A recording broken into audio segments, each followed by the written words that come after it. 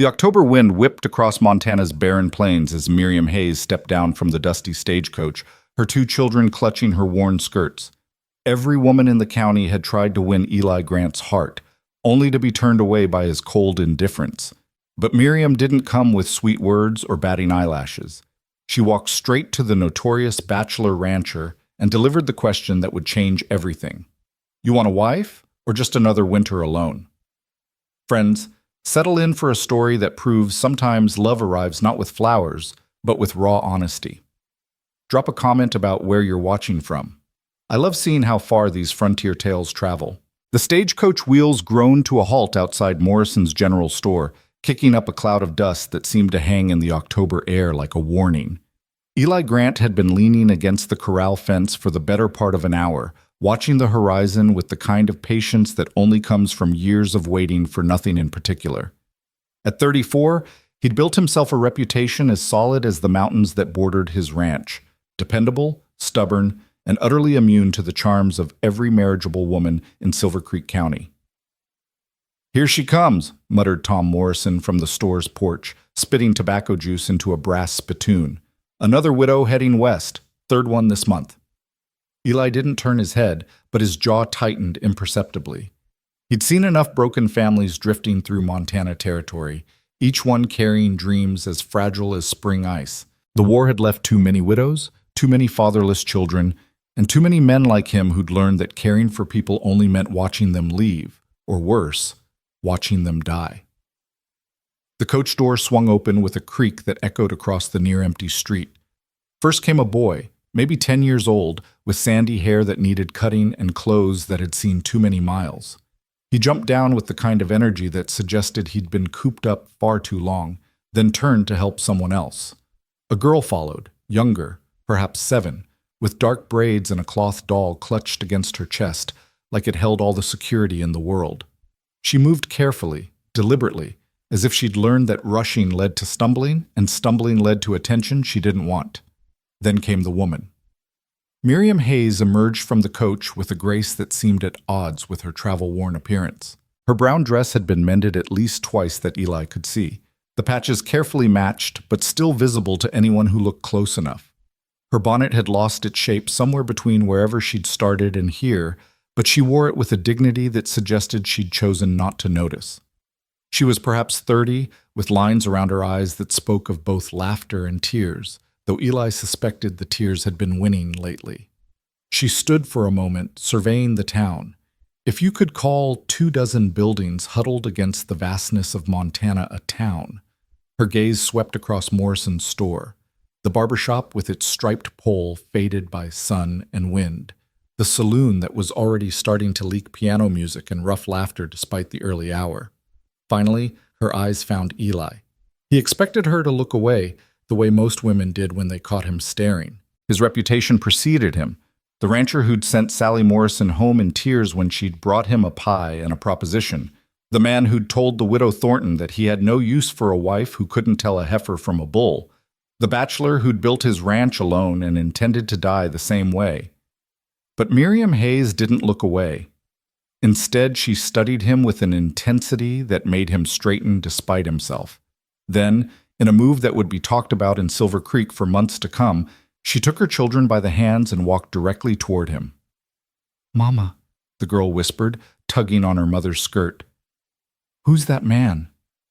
"Hush, Clara," Miriam said softly, but her eyes never left Eli's face. The boy, Eli would later learn his name was Thomas, pulled against his mother's grip. "We're supposed to go to the boarding house." Mrs. Morrison said, "We'll get there, Thomas. First, I need to speak to someone." Eli found himself pushing away from the fence, his body responding to some challenge he couldn't quite name. Up close, he could see the fatigue that Powder couldn't hide, the determined set of her jaw that suggested she'd made hard decisions before and would make them again. She smelled faintly of lavender water and dust, an oddly appealing combination that made him think of gardens planted in difficult soil. She stopped 3 feet from him, close enough to be heard without raising her voice, far enough to maintain propriety. The entire street seemed to hold its breath. Tom Morrison had come down from his porch, and Eli could see faces appearing in windows like curious flowers turning toward an unexpected sun. "You're Eli Grant," she said. It wasn't a question. "I am. I'm Miriam Hayes. These are my children, Thomas and Clara." She paused, seeming to gather something from deep within herself. "I hear you're looking for a wife." A snort from Tom Morrison broke the silence. Ma'am, that's the last thing Eli Grant is looking for. Man's turned down every woman in the county, and a few from the next county over. Miriam didn't acknowledge the interruption. Her gaze remained fixed on Eli's face, reading something there that he wasn't sure he wanted read. "Is that so?" she asked. "You've turned down every woman?" Eli crossed his arms, a defensive gesture he immediately regretted. "I'm not looking for a wife, Mrs. Hayes. I've got a ranch to run."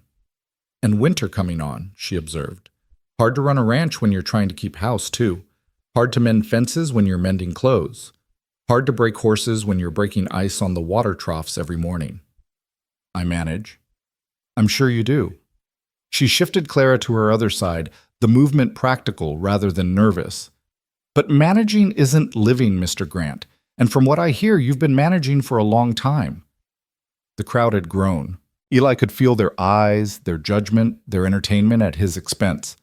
Any other woman would have been withering under the attention, but Miriam Hayes stood as steady as a fence post, waiting for his response. "Mrs. Hayes," he said, his voice carrying the kind of finality that usually ended conversations, "I appreciate your directness, but I'm not in the market for a wife. I suggest you try your luck with one of the other bachelors in town. Pete Sawyer's been looking to settle down, or so I hear." "Pete Sawyer drinks," she said flatly, "and Jim Thompson has a temper. Carl Brennan already has his eye on the school teacher, though she doesn't know it yet. And Ben Wallace is sweet but weak. He'd fold at the first hard winter or dry summer." Eli blinked. She'd been in town less than 5 minutes and had already cataloged the available men like she was reading from a ledger. "You've done your research," he said, unable to keep a note of respect from his voice. "I have 2 children, Mr. Grant. I can't afford to make mistakes based on romantic notions or desperate choices." She pulled Clara closer, the gesture protective but not fearful. "I know what you're thinking. Another widow looking for a meal ticket. Another woman who thinks she can change the unchangeable man. Another romantic fool who believes love conquers all." "And you're not?" "No." The word was sharp, clean, like a blade through butter. "I buried my husband 2 years ago. He died of fever, left me with 2 children and debts I'm still paying. I've worked as a seamstress, a laundress, a cook. I've taken in boarders and sold everything of value except my mother's wedding ring." She held up her left hand where a simple gold band caught the late afternoon light. "I'm not here for love, Mr. Grant. I'm here for survival, mine and my children's." The honesty was brutal, refreshing, and somehow more appealing than any flirtation he'd ever received. But Eli had built his walls for reasons, good reasons, and he wasn't about to let them crumble for a pair of tired eyes and a direct manner. "I wish you luck, Mrs. Hayes, but—" She interrupted him, something no one in Silver Creek had dared to do in years. "Let me ask you something, Mr. Grant, and I'd appreciate an honest answer, though I suspect honesty isn't your problem." She took a step closer, close enough that he could see the gold flecks in her brown eyes. "Do you want a wife? Or do you just want another winter alone?" The question hung in the air like a challenge, like an accusation, like a key to a door he'd locked so long ago he'd forgotten what lay behind it. Around them, the crowd seemed to lean in, waiting for his response. "Alone's never bothered me," he said, but the words came out rougher than intended. "No?" She tilted her head slightly, a gesture that would have been coquettish on another woman, but on her seemed merely analytical. "Then why do you come to town every week when your ranch doesn't require it? Why do you stand at this fence watching the stagecoach arrive? Why do you have Tom Morrison order you books you don't need and supplies you've already got?" Tom Morrison coughed. "Now, how did you— You talk, Mr. Morrison, to your wife, who talks to Mrs. Brennan at the boarding house, who talked to me when I wired ahead for a room." She turned back to Eli. "You're not waiting for supplies, Mr. Grant. You're waiting for something else. The question is whether you know what it is." Eli felt exposed, like she'd peeled back his skin to examine what lay beneath. His first instinct was to walk away, to mount his horse, and ride back to his ranch where the only questions came from which fence needed mending first. But something, pride perhaps, or curiosity, kept him rooted, You don't know me, Mrs. Hayes. No, she agreed, but I know loneliness. I know what it looks like when it's been carved into a person's bones. I know the difference between choosing to be alone and being afraid of anything else. Thomas tugged on his mother's sleeve. Mama, I'm hungry. In a moment, Thomas. She kept her eyes on Eli. I'm not asking you to marry me, Mr. Grant. I'm not asking you for anything except honesty.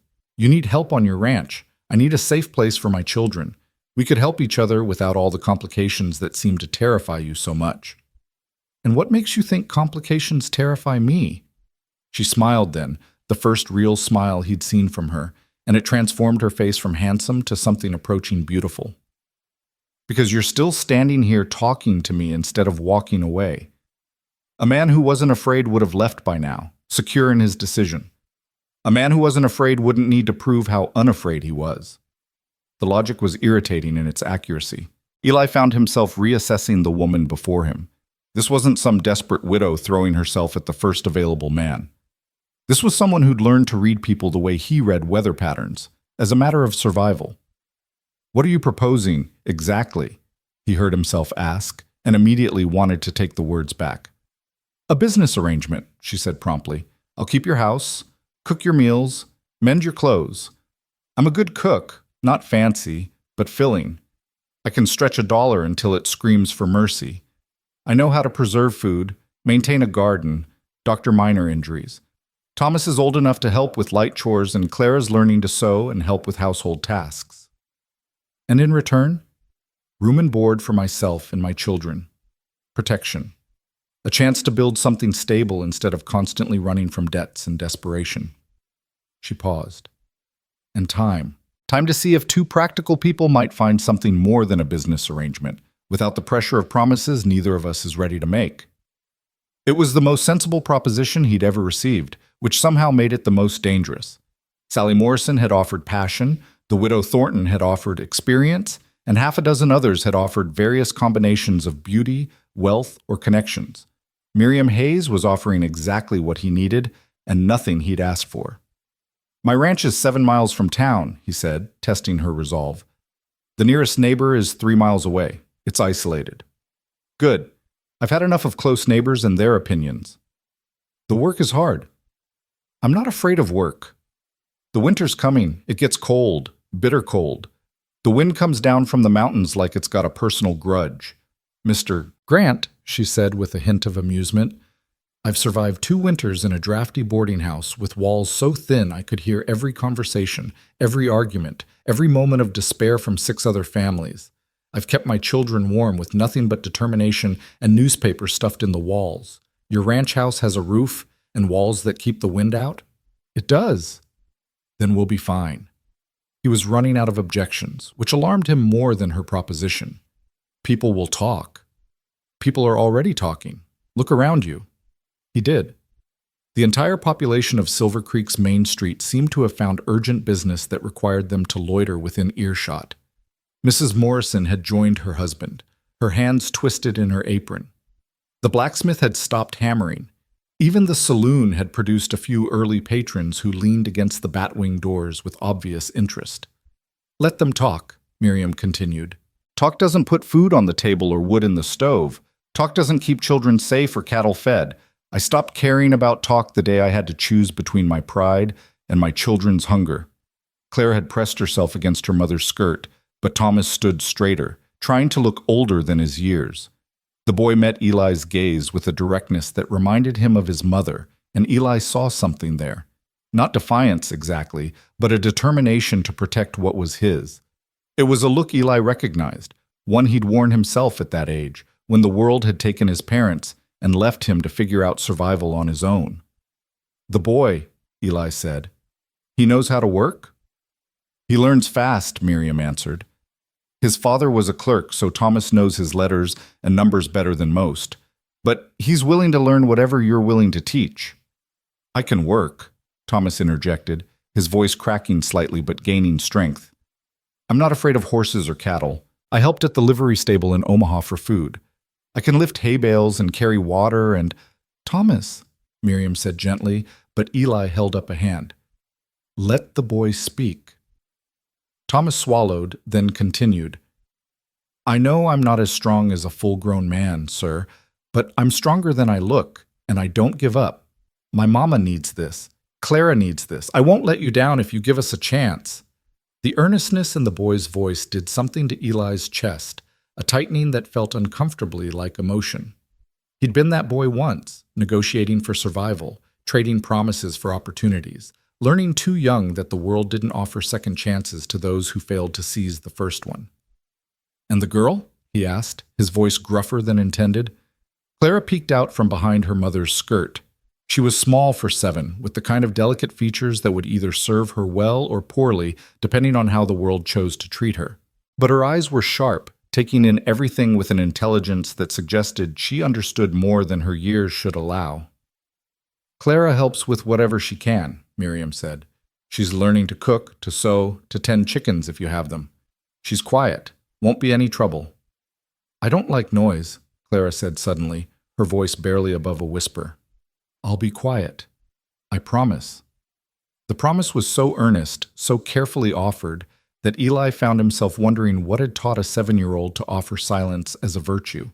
He thought of his ranch house, empty except for the sound of wind and his own footsteps, and wondered if maybe silence wasn't the blessing he'd convinced himself it was. I'd need to think on it, he said finally. Of course. Miriam's expression didn't change, but he saw her shoulders drop slightly, the only sign of disappointment she allowed herself. We'll be at the boarding house for a few days while I look for work. If you decide, no. The word came out sharper than intended. I mean, I don't need days. I just need... He looked at the crowd, at the expectant faces, at the children who were trying so hard to be brave. Not here. Not with an audience. Understanding flickered in Miriam's eyes. Where? He thought for a moment. Can you ride? Yes. The children? Thomas can. Clara can ride with me. He nodded. There's a place about a mile out of town, a creek with some cottonwoods. You know it, Tom? Tom Morrison nodded. The old Jameson claim. That's the one. Can you get there?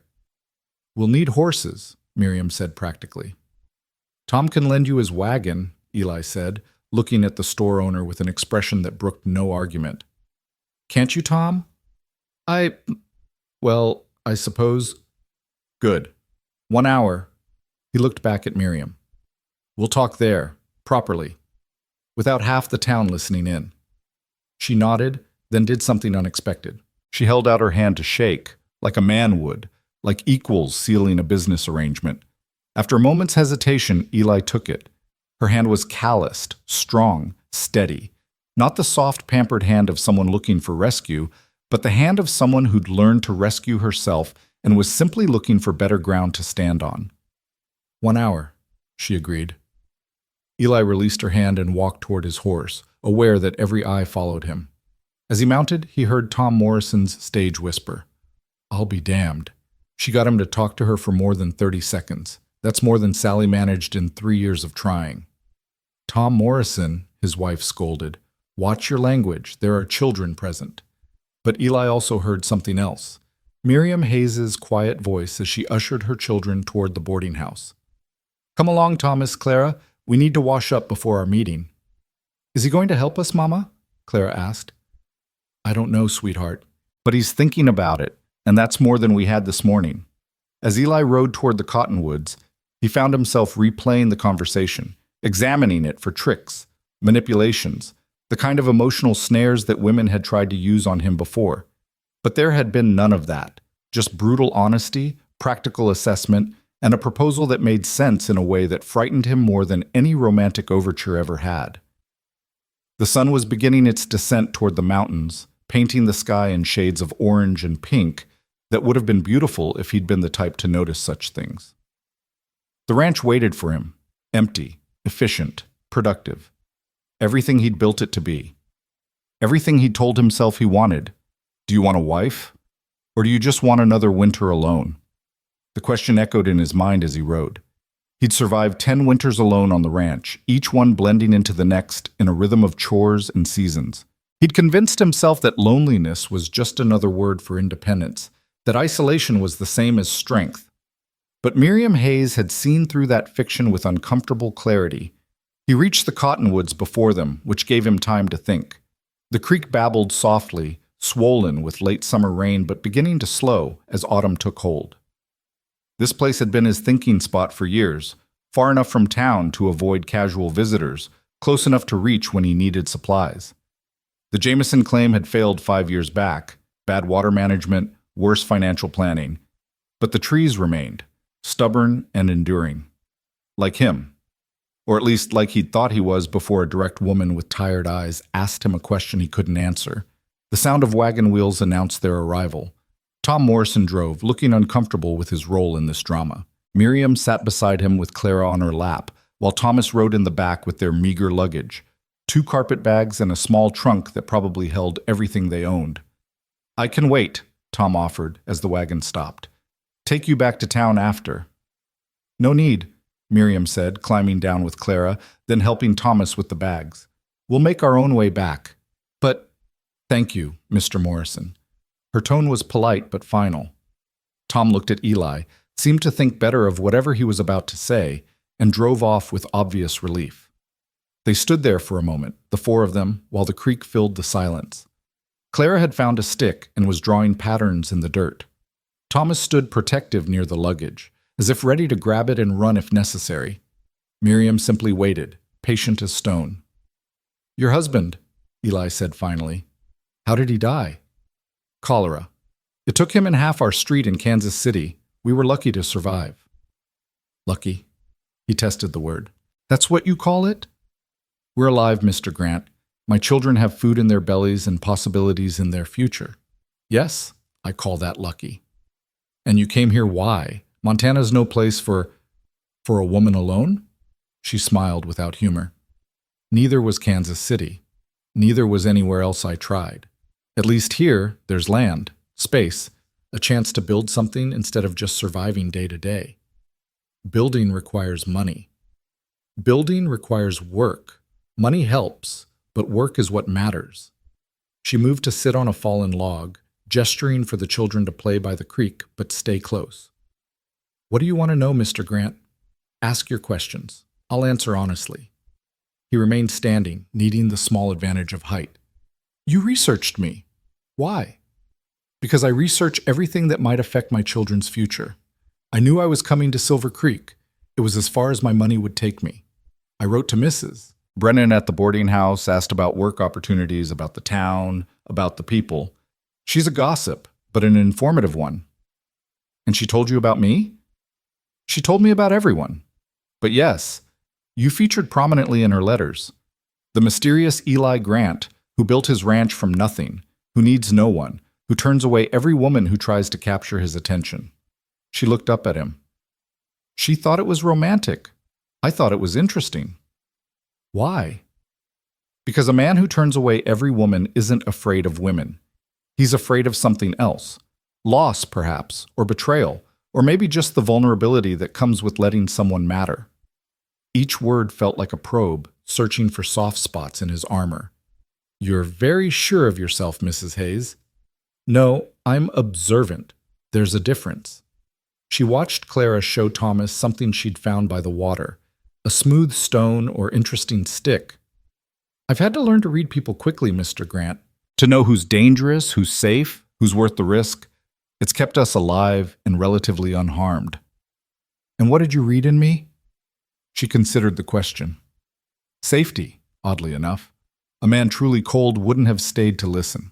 A man truly cruel wouldn't have suggested we meet away from the crowd. You're not unkind, Mr. Grant. You're just protected." "Maybe I have reasons." "Everyone has reasons. The question is whether those reasons are still worth what they cost." She stood, brushing off her skirt. "I'm not asking you to bare your soul or share your secrets. I'm asking for a chance to prove we could be useful to each other." "For how long?" "Through winter, at least. Come spring, if it's not working, we'll move on. No harm done, no promises broken. And if it is working, then we reassess. Make new arrangements based on new information." She met his gaze directly. "I'm not trying to trick you into marriage, Mr. Grant. I'm trying to survive winter with my dignity and my children's safety intact. Thomas had wandered closer, ostensibly skipping stones but clearly listening. The boy had good instincts, protective without being obvious about it.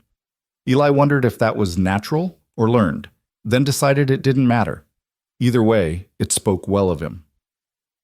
The ranch house has 3 bedrooms, Eli said, surprising himself by engaging with the practicalities.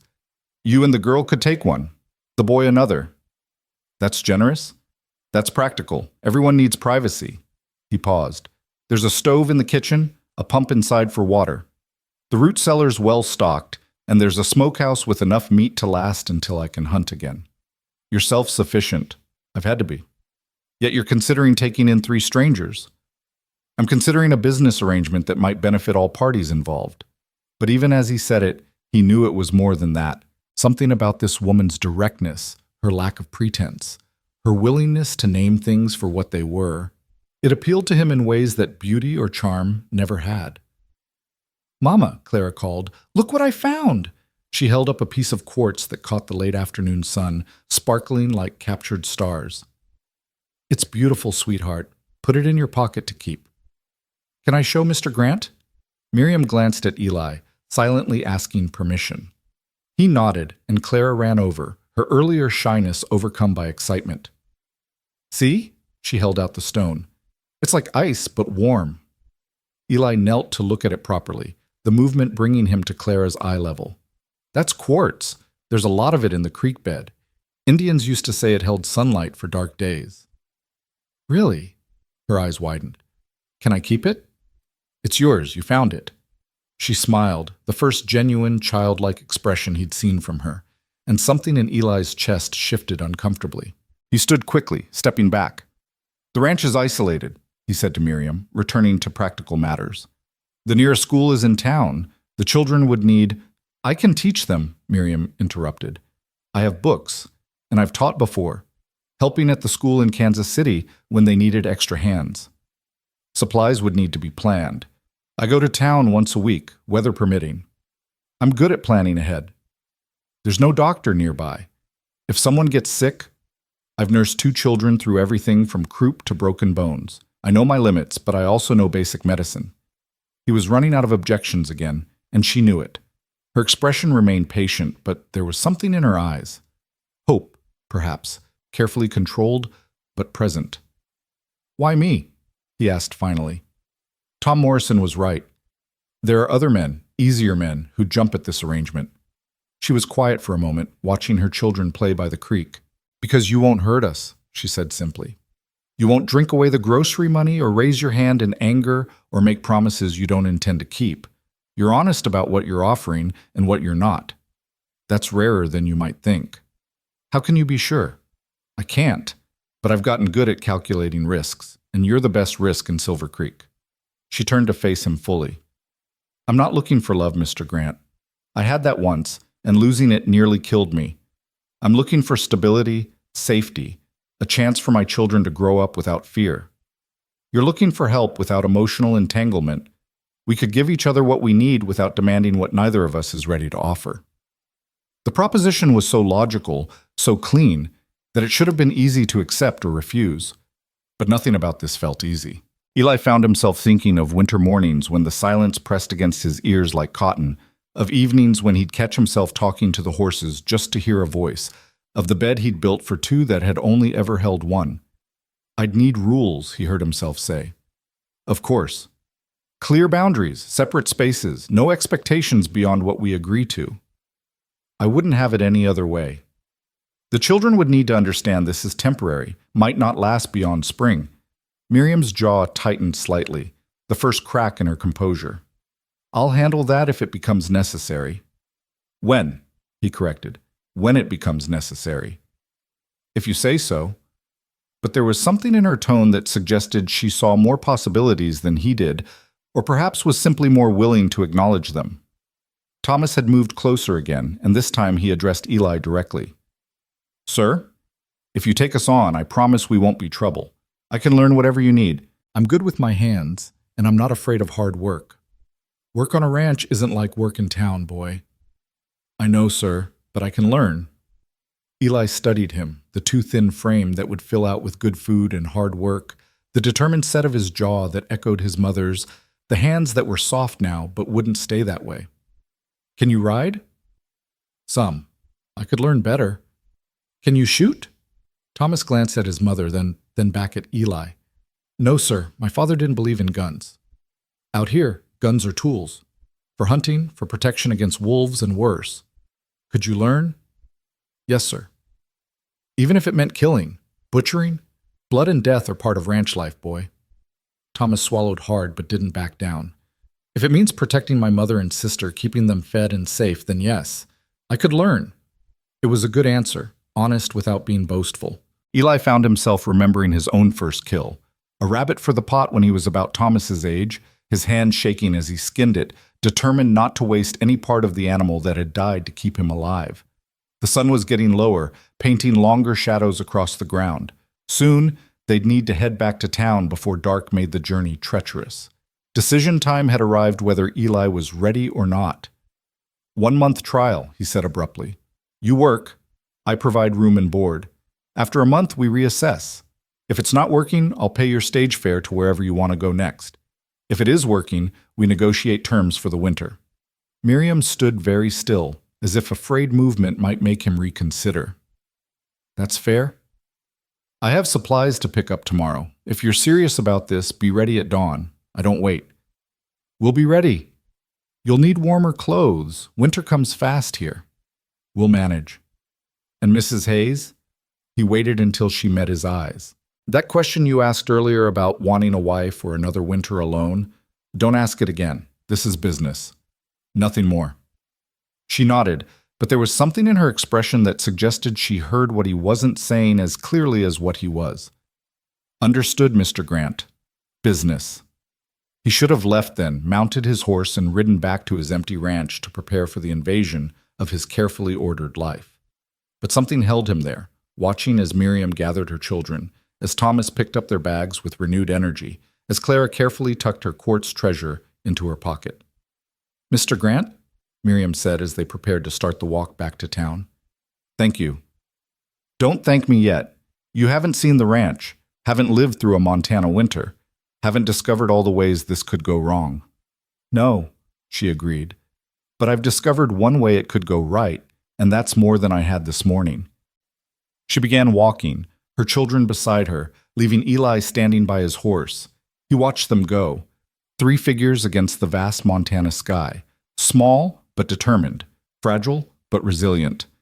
The rational part of his mind screamed that this was a mistake, that he was opening his life to complications he'd spent years avoiding. But another part, a part he'd thought buried with other foolish notions, whispered that maybe complications weren't always disasters. Maybe sometimes they were opportunities dressed in difficult clothing.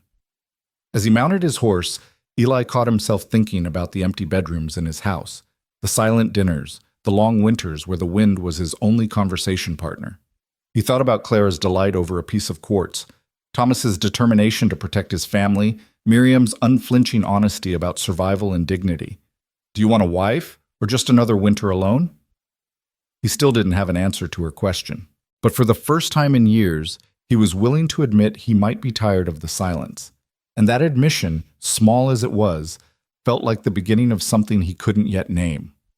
The ride back to the ranch was familiar, every rise and dip of the land known to him like the lines on his own hands. But tonight, something felt different. The house, when it came into view, looked smaller than usual, more isolated. The lamp he'd left burning in the kitchen window seemed less like a beacon and more like a question. What was he really coming home to? He tended to his horse, taking longer than necessary, delaying the moment when he'd have to enter the empty house and face the reality of what he'd just agreed to. 3 strangers would be living under his roof by tomorrow night. 3 people who would need things from him: food, shelter, protection, perhaps even kindness. The thought terrified him more than any wolf or winter storm ever had.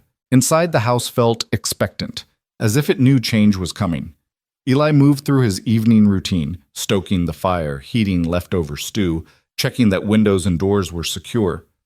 But his mind kept drifting to the encounter by the creek, to Miriam Hayes' steady gaze and brutal honesty.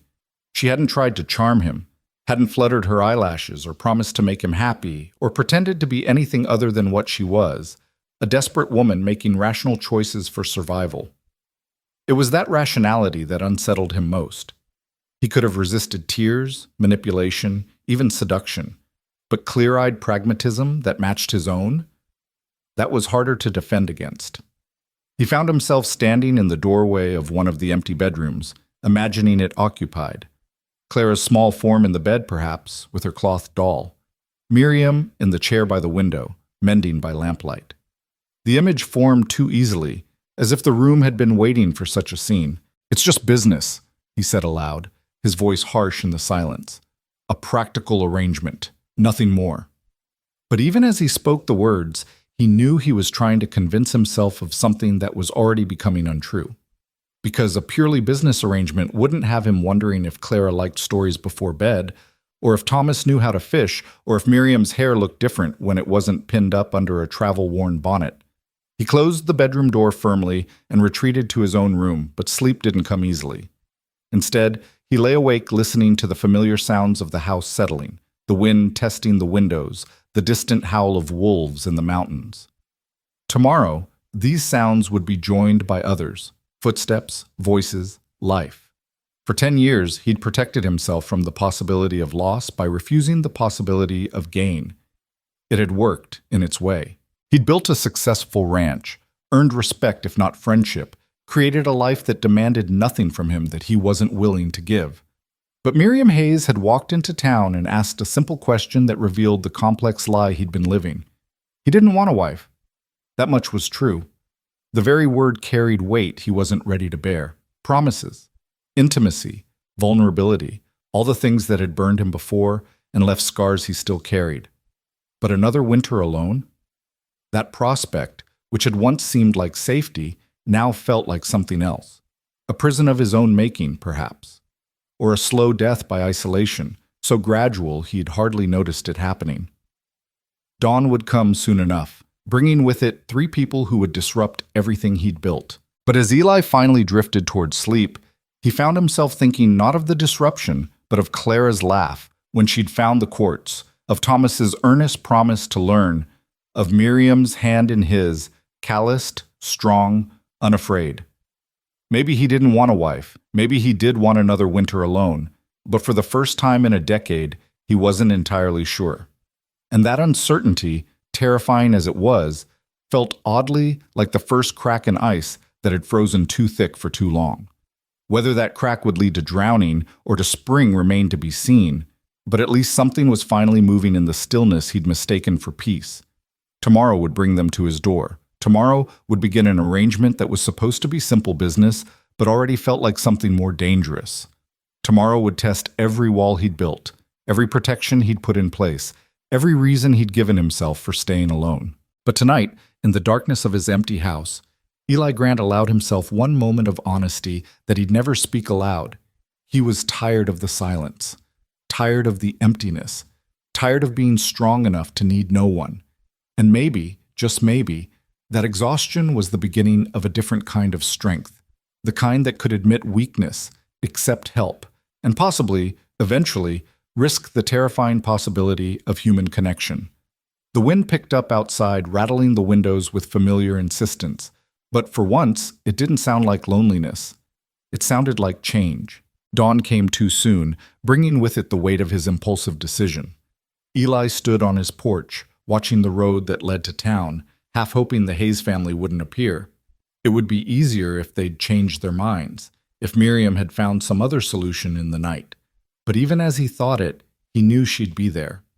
Something about that woman suggested she didn't make promises lightly or break them easily.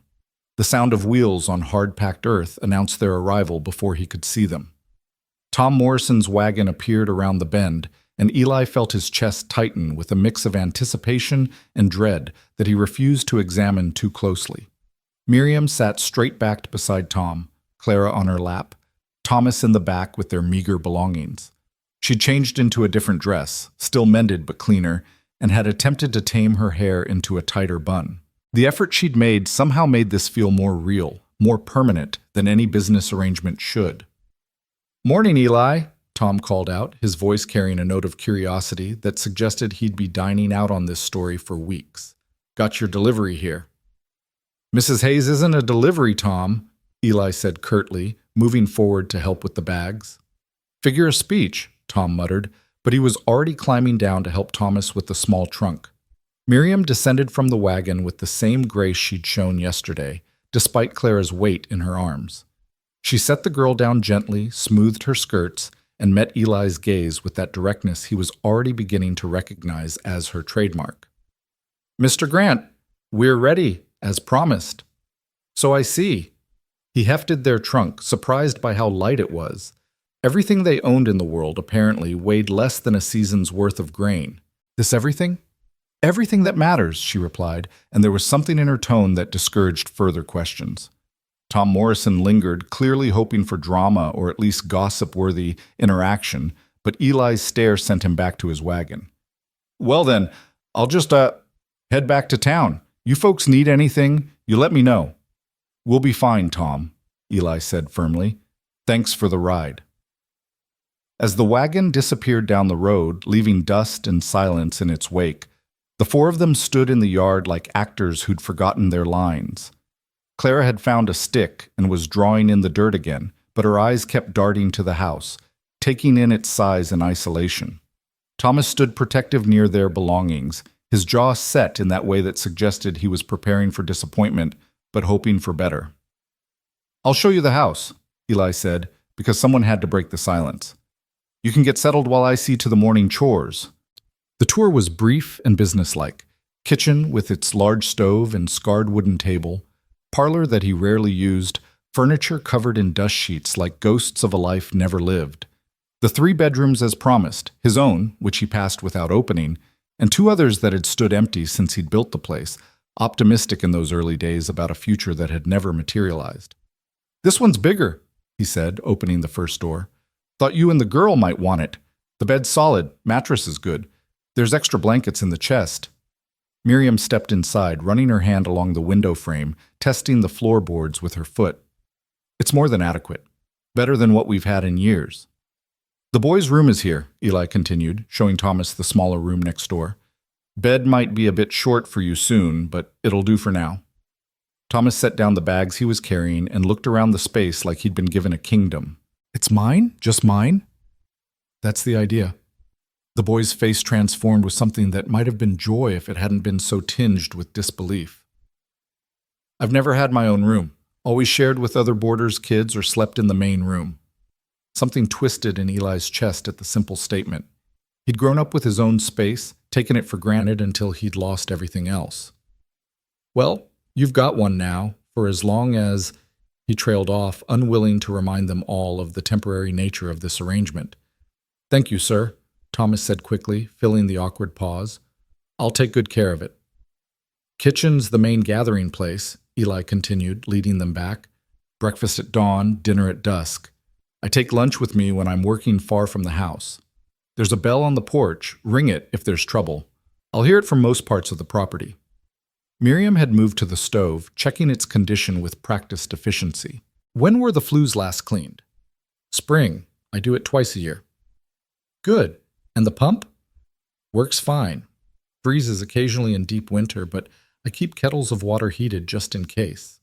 She nodded, already mentally organizing the space. He could tell. Clara had discovered the view from the kitchen window. Miles of rangeland stretching toward the mountains, golden in the morning light. Mama, look, you can see forever. Yes, sweetheart, it's beautiful. Isolating, Eli corrected, not wanting them to romanticize what they were getting into. Nearest neighbor is 3 miles, town's 7. If something goes wrong, we're on our own, Miriam finished. We understand, Mr. Grant. We've been on our own in crowded places too. At least here the isolation is honest. He didn't know what to say to that, so he moved on. Root cellars through that door. Smokehouse out back. Chicken coop's empty now, but if you want birds, we can get some in town. Garden plots on the south side, fallow now, but ready for spring planting if...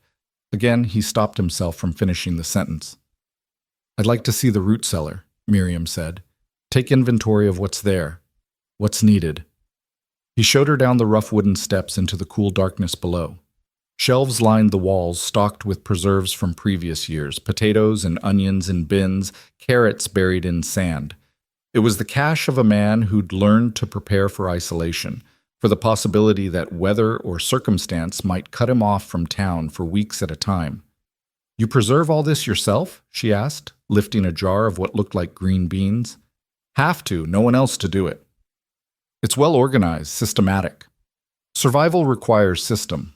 She set the jar back carefully in its place. "Yes, it does." She turned to face him in the dim light. "What about milk? Eggs?" "I've got 2 cows for milk, but no chickens currently. Previous flock got taken by a fox last spring. Haven't bothered replacing them. We'll need both for the children. Growing bones need... We can get chickens in town today, if necessary." "That would be helpful." She paused, seeming to gather herself for something. "Mr. Grant, about payment for supplies." "Room and board in exchange for work. That was the deal." "Yes, but chickens, extra food for the children, winter clothes, are necessary for you to do the work. Therefore, my expense." His tone brooked no argument. "I'm not running a charity, Mrs. Hayes. If you can't work because you're worried about your children freezing or starving, then you're no use to me. It's a practical investment." She studied him for a long moment in the cellar's dim light. "You're not as cold as you pretend to be, and you're not as tough as you pretend to be. Guess we're both liars. I prefer to think we're both survivors doing what's necessary." She moved past him toward the stairs. "I should start breakfast. I assume you have preferences? Hot, filling, and ready by sunup." "That I can manage." Back in the kitchen, she'd already begun to take charge of the space, directing Thomas to bring water, showing Clara where to set the table. It was strange, watching strangers move through his house like they belonged there. Stranger still how quickly they seemed to be settling into rhythms and routines, as if they'd been desperate for stability for so long that they grabbed onto it the moment it appeared. "I need to see to the stock," Eli said, suddenly needing escape from the domesticity invading his space. "Breakfast in an hour?" "It'll be ready," Miriam assured him, already working at the stove with an efficiency that suggested years of practice. The barn was a relief, familiar and unchanged. The horses nickered in greeting, the cows lowed for their morning grain. Here he knew what was expected of him, what needed doing. No complicated emotions, no dangerous possibilities, just work and animals and the simple exchange of care for service. But even as he went through his routine, he could hear activity from the house, voices, footsteps, the clatter of dishes. Life sounds. The kind of sounds the house had been built for but had never contained. It was unsettling and oddly compelling at the same time. When he returned to the house, the smell of bacon and biscuits hit him like a physical force. The table was set with dishes he'd forgotten he owned, pulled from some cupboard he never opened. Clara sat in her chair, swinging her legs, while Thomas helped his mother with something at the stove. They looked up when he entered, and for a moment the scene was so perfectly domestic that it took his breath away. "Sit," Miriam said, not quite in order but close. "It's ready." The food was simple but good, better than anything he'd made for himself in years. The biscuits were light, the eggs cooked perfectly, the bacon crisp without being burned. But it was the coffee that surprised him most, strong and smooth, without the bitter edge his always seemed to have. "This is good," he said, the words pulled from him almost involuntarily. "Thank you," Miriam replied, but her attention was on Clara, cutting the girl's food into smaller pieces. "Thomas, eat slower. You'll make yourself sick." "Sorry, Mama. It's really good. And there's so much." The boy's wonder at a simple breakfast told Eli more about their recent circumstances than any explanation could have. He found himself pushing the plate of bacon closer to Thomas. "Growing boy needs fuel. Eat what you want." Thomas looked at his mother for permission, and at her nod took 2 more pieces with reverence usually reserved for church services. After breakfast, Eli said, addressing Thomas, "You come with me. Need to show you the daily chores. See what you can handle." "Yes, sir. I'm ready." "It's hard work." "I'm not afraid of hard work." "We'll see." But the boy proved true to his word. He listened carefully as Eli explained the feeding routine, the water requirements, how to check for injuries or illness in the stock. His hands were soft and uncertain with the tools, but he didn't complain when blisters formed almost immediately. When one of the horses tested him, pushing against him to see if he'd yield, Thomas stood his ground even though fear flickered in his eyes. "Good," Eli said. "Show them you're not afraid, even when you are. Especially when you are." "Is that what you do?" Thomas asked, then immediately looked stricken. "Sorry, sir. I shouldn't." "It's what everyone does, boy. Every day. The trick is not letting the fear make your decisions for you." They worked in companionable silence after that, Thomas shadowing Eli's movements, learning through observation more than instruction. The boy was quick, Eli had to admit. He might not know ranch work yet, but he understood the concept of work itself, the rhythm of task after task that kept a place running. When they returned for the midday meal, they found Miriam had transformed the kitchen, not just cleaned it, but somehow made it warmer, more welcoming. She'd uncovered things Eli had forgotten existed. A tablecloth his mother had embroidered, cushions for the hard wooden chairs, curtains he'd taken down years ago because they seemed pointless for windows no one looked through. "I hope you don't mind," she said, noting his survey of the changes. They were in the trunk in the parlor. Seemed ashamed to leave them hidden. He wanted to tell her to put them back, that he'd packed those things away for reasons, that their presence brought back memories he'd rather leave buried. But Clara was sitting on one of the cushioned chairs, looking more comfortable than she had since arrival, and Thomas was eyeing the curtains with interest, as if a softened room meant a softened life.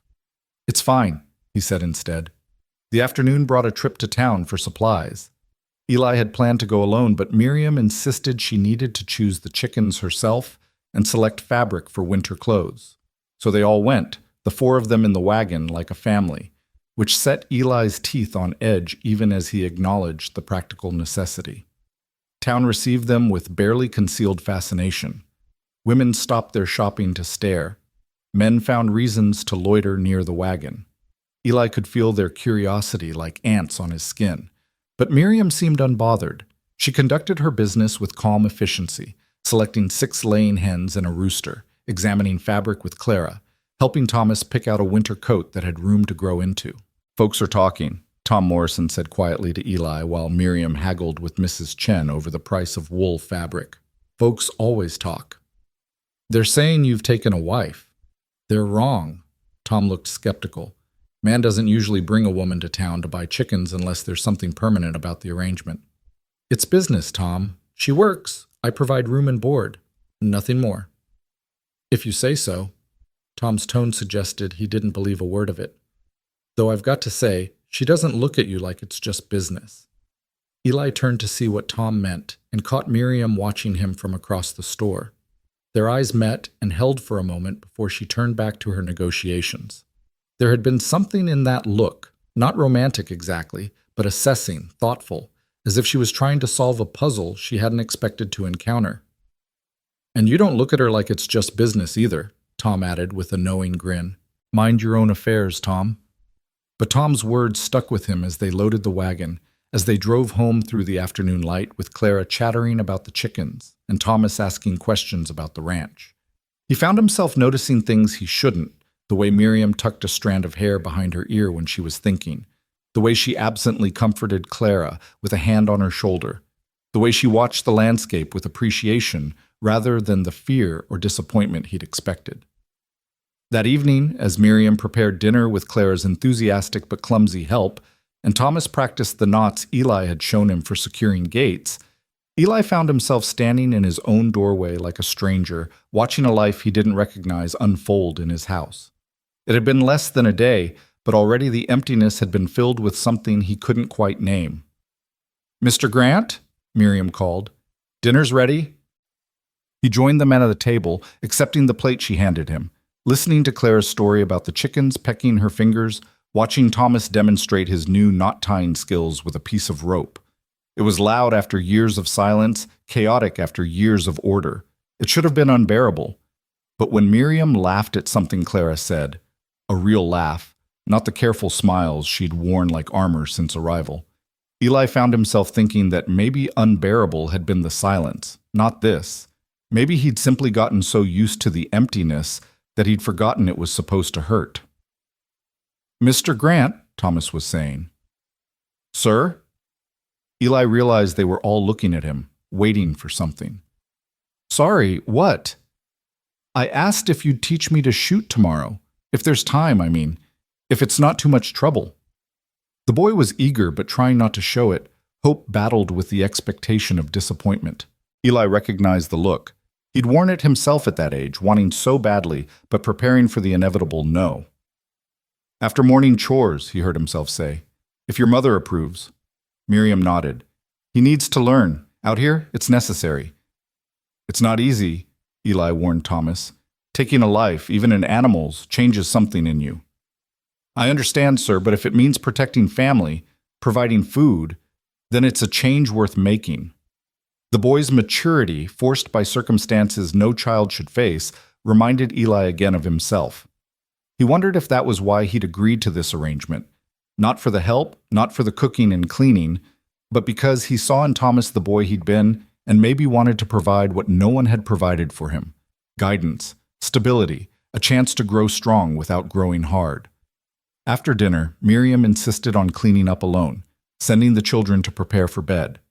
Eli found himself lingering in the kitchen, watching her work. She moved with economy of motion, no wasted effort, but there was grace in it too. You can go, she said without turning around. I don't need supervision. I'm not supervising. Then what are you doing? He didn't have an answer for that, so he said nothing.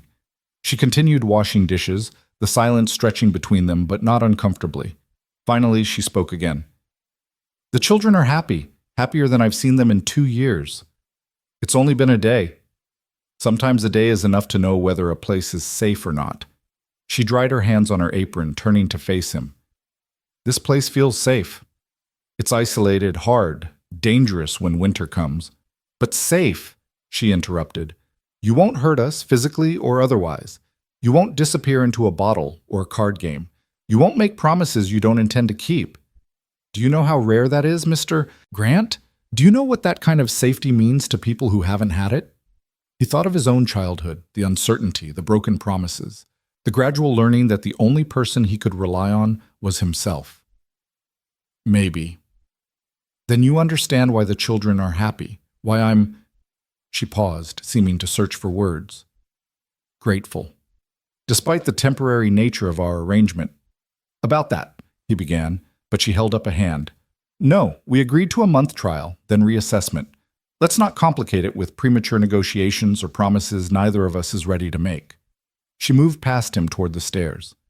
Good night, Mr. Grant. He watched her go, then stood alone in his kitchen that no longer felt quite like his kitchen. The dishes were done, the table wiped clean, the stove banked for the night. Everything in its place, but somehow completely different. The house even smelled different, soap and bread, and the faint scent of lavender from whatever Miriam had used to wash her hair. Eli did his final check of the property, securing gates, checking the animals one last time. The new chickens were settled in their coop, already establishing their pecking order. The horses seemed calm, the cows content. Everything was as it should be, except for the light showing under the door of what he'd already started thinking of as Clara's and Miriam's room. He paused outside, hearing Miriam's voice, low and soothing, telling some kind of story. Clara's giggle punctuated the narrative, followed by a question he couldn't quite make out. Then Miriam's voice again, patient and warm. It was such a maternal sound, such a family sound, that it made something ache in his chest. In his own room, Eli sat on the edge of his bed and tried to make sense of the day.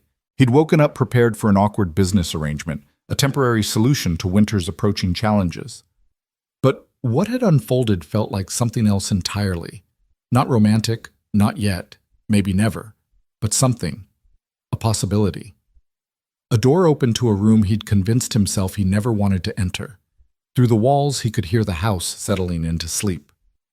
Thomas moving around his room, probably examining every corner of his new domain. Miriam's footsteps, soft but purposeful. Clara's voice. One more question before sleep. Normal sounds, family sounds, the kind of sounds this house had been waiting for since he'd built it with foolish hope a decade ago. Tomorrow would bring new challenges. Teaching Thomas to shoot, figuring out how to maintain boundaries with people living in his space, dealing with town gossip, and his own discomfort with change. Winter was coming with all its hardships and isolation. The arrangement could still fail, probably would fail, leaving everyone disappointed and him alone again. But tonight, for the first time in years, the house didn't echo with emptiness. Tonight, there were people under his roof who needed what he could provide, and who provided something in return he hadn't realized he needed.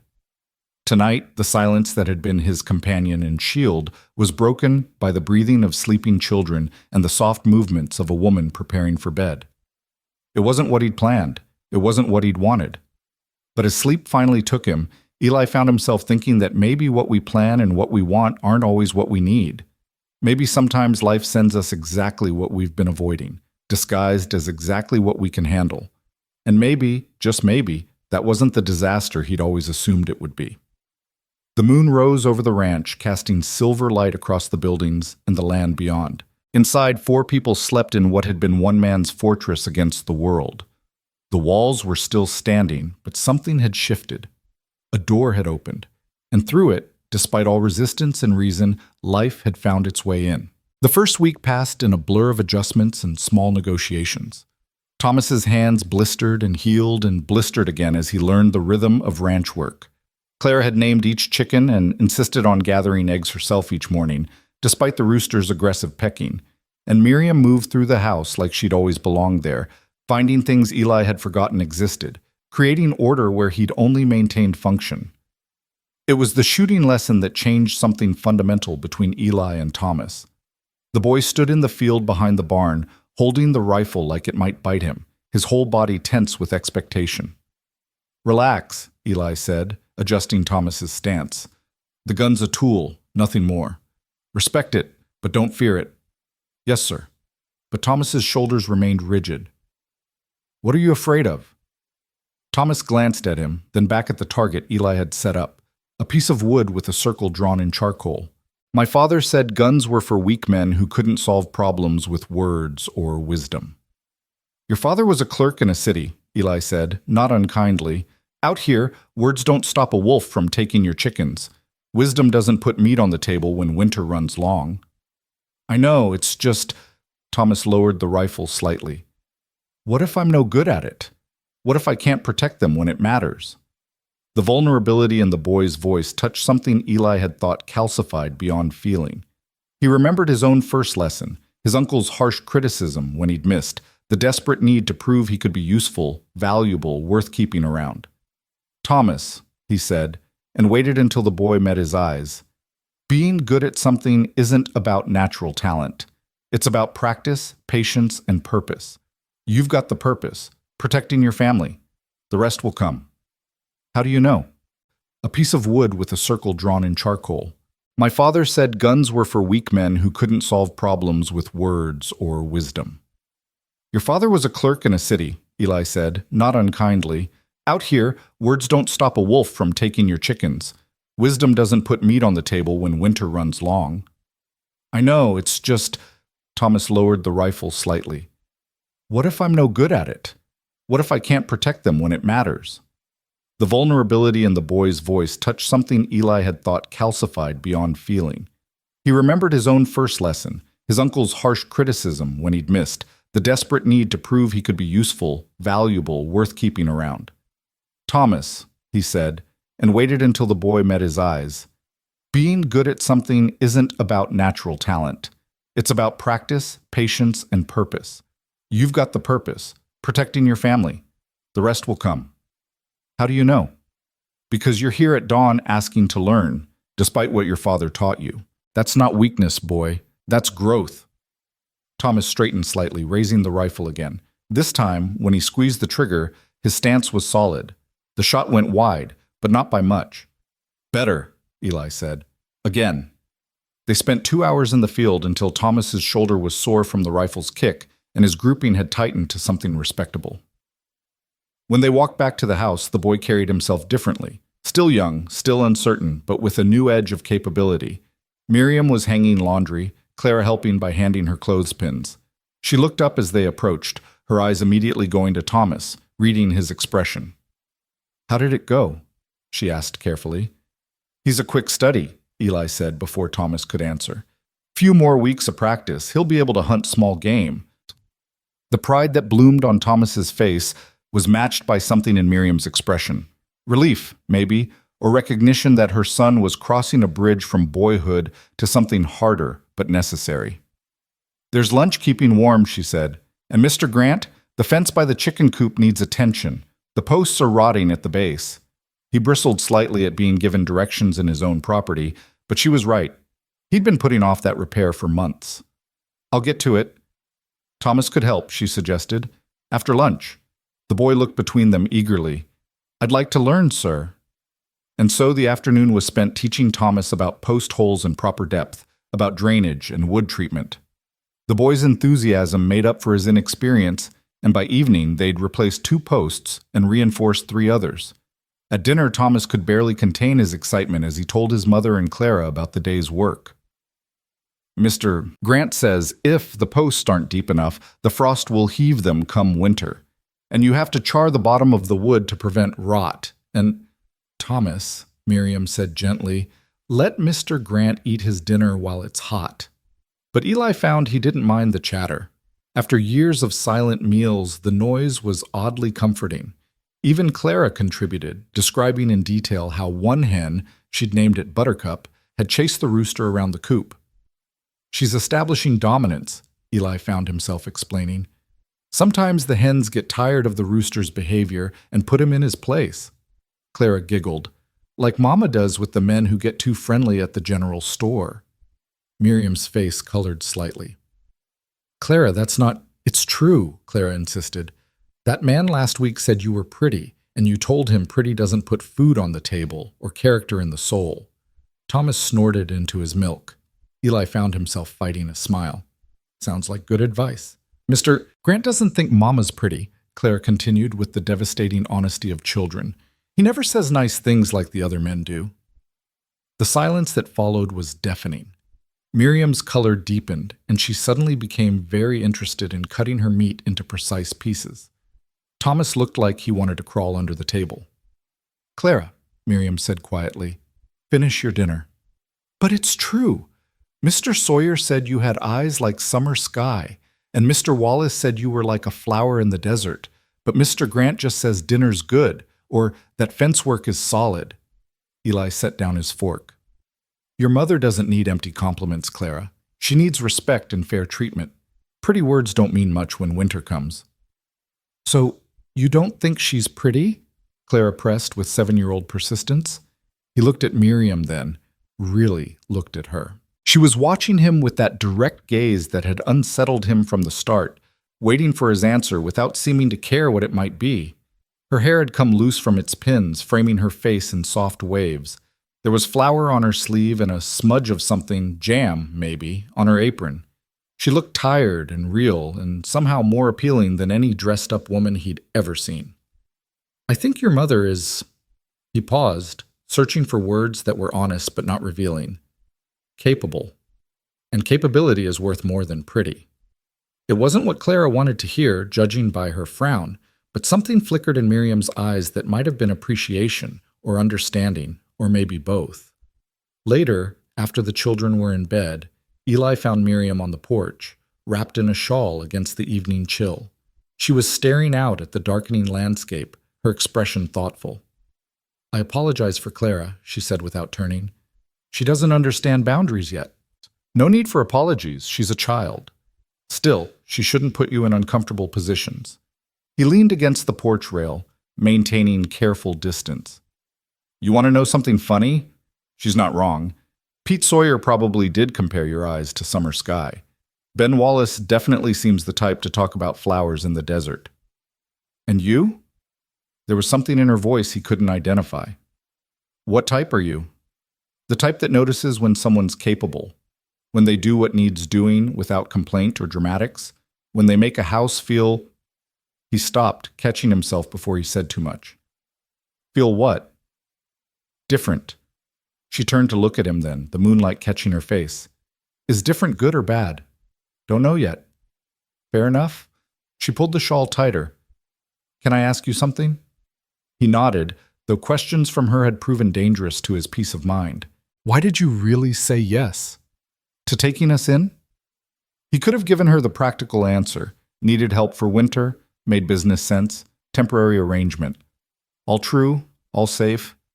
But something about the darkness and her quiet presence made him more honest than wise. Because you didn't cry. Every other woman who's approached me eventually cried.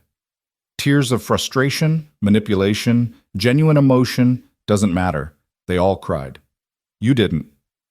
I don't cry anymore, she said simply. Used up all my tears the night Robert died. Nothing since then has been worth that kind of water. That's a hard way to live, says the man who's made isolation an art form. He almost smiled. Touché. They stood in comfortable silence for a moment before she spoke again. Thomas is happy, happier than I've seen him since his father died. You're good with him. He's a good kid, eager to learn. It's more than that. You treat him like he's capable of becoming a man, not like he's a burden or a charity case. That matters. Every boy needs to know he can be useful, that he has value beyond what others give him. Speaking from experience? Maybe. She turned back to the landscape. I won't let them get too attached. I know this is temporary, but thank you for giving them this, even briefly. Something in her resignation bothered him. You're so sure it's temporary? Aren't you? You made it very clear. 1 month trial, reassess, no promises. That was the agreement. And you're a man who keeps his agreements, aren't you? No messy emotions, no complications, just clean business. There was no accusation in her tone, just observation, but it stung anyway. Because she was right. That's exactly what he'd wanted, what he'd insisted on. So why did hearing her accept it so easily make him feel like he'd lost something? It's getting cold, he said instead of addressing her statement. You should go inside. In a minute. She paused, then added, You know what's funny? Clara's right. You never do say pretty things. But today, when you told Thomas he had purpose, when you taught him about fence posts like it was important wisdom, when you explained chicken behavior to Clara like her observations mattered, those were the prettiest words I've heard in years. Before he could respond, she was gone, leaving him alone on the porch with thoughts he didn't want to examine. The night was full of familiar sounds. Wind through grass, distant coyotes, the settling of buildings. But underneath it all, he could hear the new sounds too, the soft footsteps of Miriam preparing for bed. The creak of Thomas's bed as the boy shifted in sleep, Clara's small cough from her room. His house was full of life, and it terrified him. The second week brought unexpected challenges. A storm rolled in from the mountains, sudden and vicious, catching them all off guard. Eli and Thomas were checking the far pasture when the sky darkened to an ominous green-black. Run! Eli shouted over the rising wind. Now! They barely made it to the house before the hail started, chunks of ice the size of walnuts pelting the ground with violence. Miriam had already brought the chickens into the barn and secured everything she could. Clara stood at the window, watching with wide eyes as the world turned white and hostile.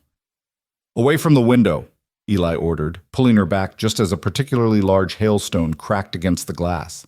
They huddled in the kitchen as the storm raged, the house shuddering under the assault. Clara pressed against her mother, trying to be brave but clearly frightened.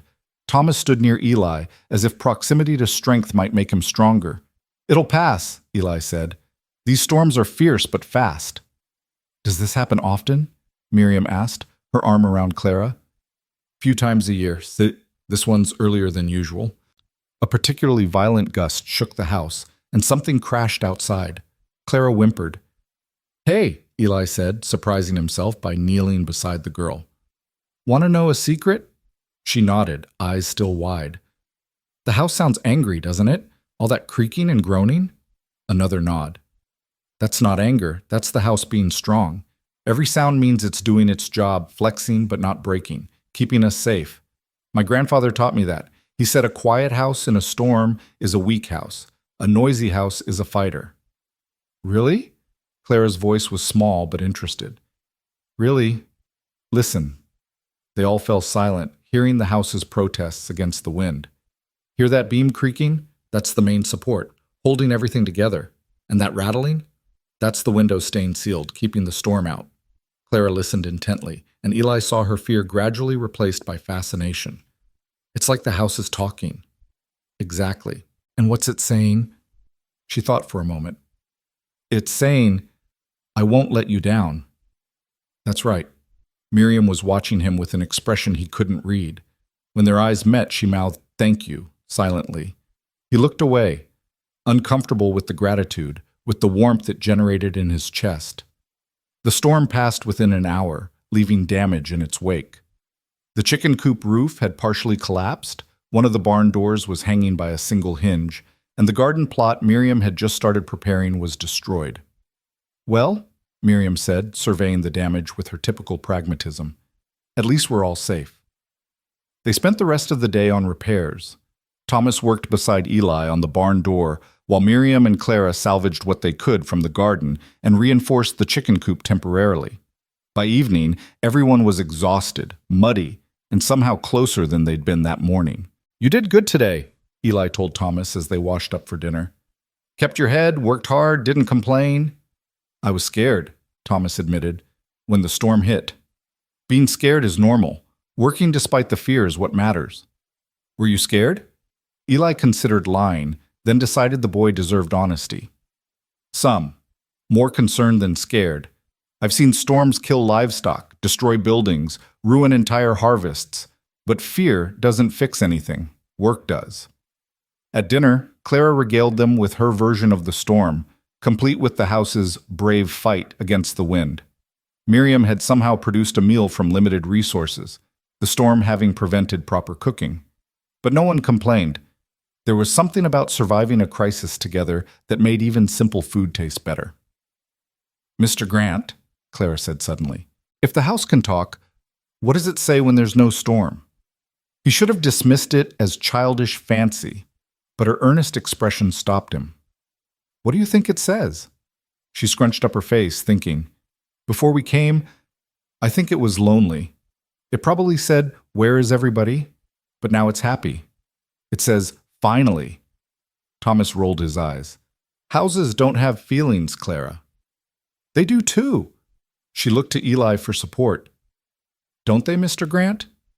He thought about his house, empty for so long, built for a family that never materialized. "Maybe they do," he said quietly. "Maybe they do." Later that evening, he found himself working on a proper repair for the chicken coop while Miriam helped, holding boards as he nailed them. They worked in comfortable silence, the kind that comes from shared labor and growing familiarity. "You were good with Clara today," she said eventually. "During the storm." She was scared. So was I. The admission seemed to surprise her. "I'm not used to storms like that. In the city, buildings buffer the wind. Here, it feels like the world might blow away. But you didn't show it. Neither did you." "I've had practice." She handed him another board. "Can I ask you something personal?" He tensed. "You can ask." "Who hurt you? Who made you decide being alone was safer than the alternative?" The hammer paused mid-swing. He could have refused to answer, should have refused, but something about the darkness, the shared work, her matter-of-fact tone, made him consider it. "My fiancée, Elizabeth. 8 years ago." The words felt rusty, unused. "We were going to marry in the spring. I was building this house for us. Then a cattle buyer came through town, wealthy, charming, heading to San Francisco. She left with him. No explanation, no goodbye. Just gone." Miriam absorbed this quietly. "That's why you built such a big house. You were planning for a family. Young men make foolish plans. Or hopeful ones." "Same thing." She disagreed, but didn't argue. "Is that why you turn women away? Afraid they'll leave too?"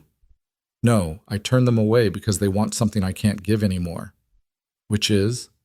"Trust, faith, the ability to believe in permanent things." He set down the hammer. "I can offer shelter, food, protection, respect, but not that." She was quiet for a long moment, then said, "Good thing I'm not asking for any of that then." But there was something in her voice that suggested maybe she was starting to want to, and that scared him more than any storm. The third week brought a different kind of challenge.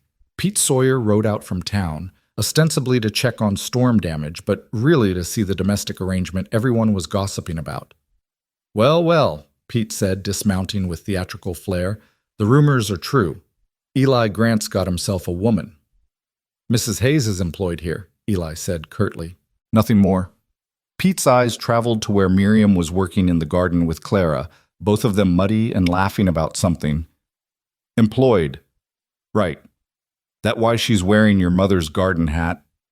Eli hadn't even noticed, but Pete was right. Miriam had found his mother's old sun hat somewhere and was wearing it as naturally as if it had always been hers. The sight did something complicated to his chest. What do you want, Pete? Just neighborly concern. Pete's grin was sly. Making sure you haven't been taken advantage of by a pretty widow. Mrs. Hayes isn't... Eli stopped, realizing he'd been about to defend her honor like some lovesick fool. Isn't what? Pretty? Pete laughed. Even you can't be that blind, Eli. Woman like that, working your land, cooking your food, raising those kids under your roof? That's not employment, friend, that's family. It's temporary. If you say so. Pete's expression grew more serious. But temporary has a way of becoming permanent when you're not paying attention. Trust me, I know. My temporary help stayed for 30 years. Called her my wife, though. Before Eli could respond, Thomas appeared from the barn. Mr. Grant, sir, the mare's favoring her left front leg. Should I... Oh, hello, Mr. Sawyer. Thomas, Pete said with surprise. Boy, you've filled out some.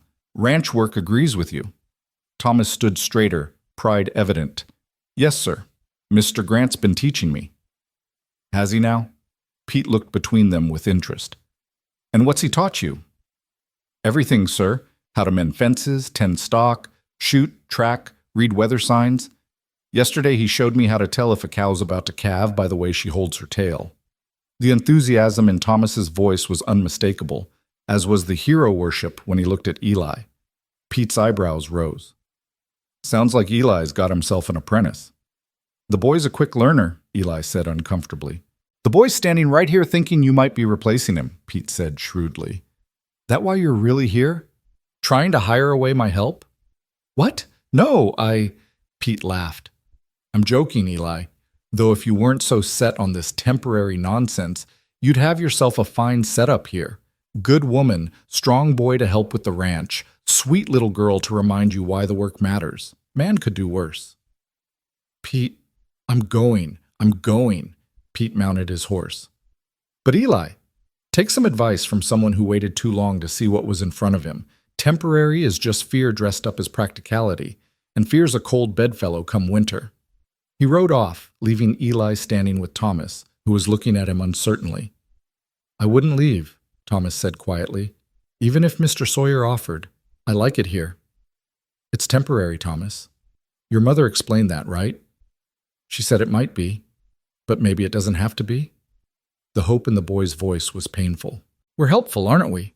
Mama keeps the house nice, and I'm learning everything you teach me, and even Clara helps with the chickens. We could stay, if you wanted. It's not that simple. Why not? Thomas's young face was earnest. We don't eat much, and we work hard, and we don't cause trouble. What else matters? Eli wanted to explain about walls built from hurt, about the danger of caring, about the inevitability of loss.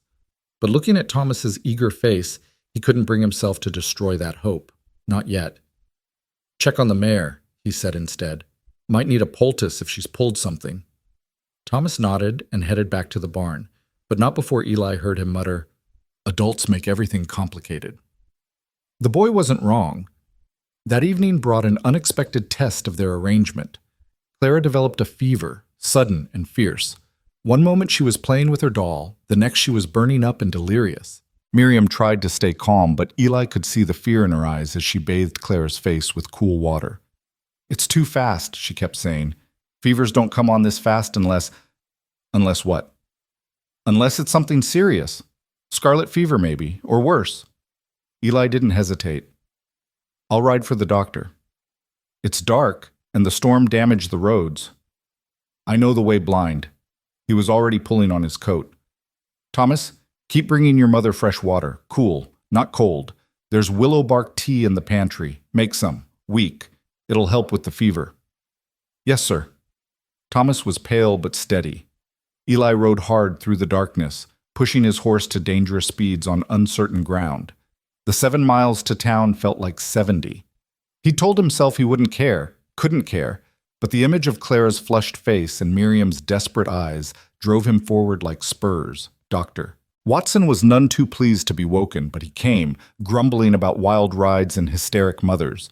But when he saw Clara, his expression grew serious. How long has she been like this? 2 hours, Miriam said. Maybe less.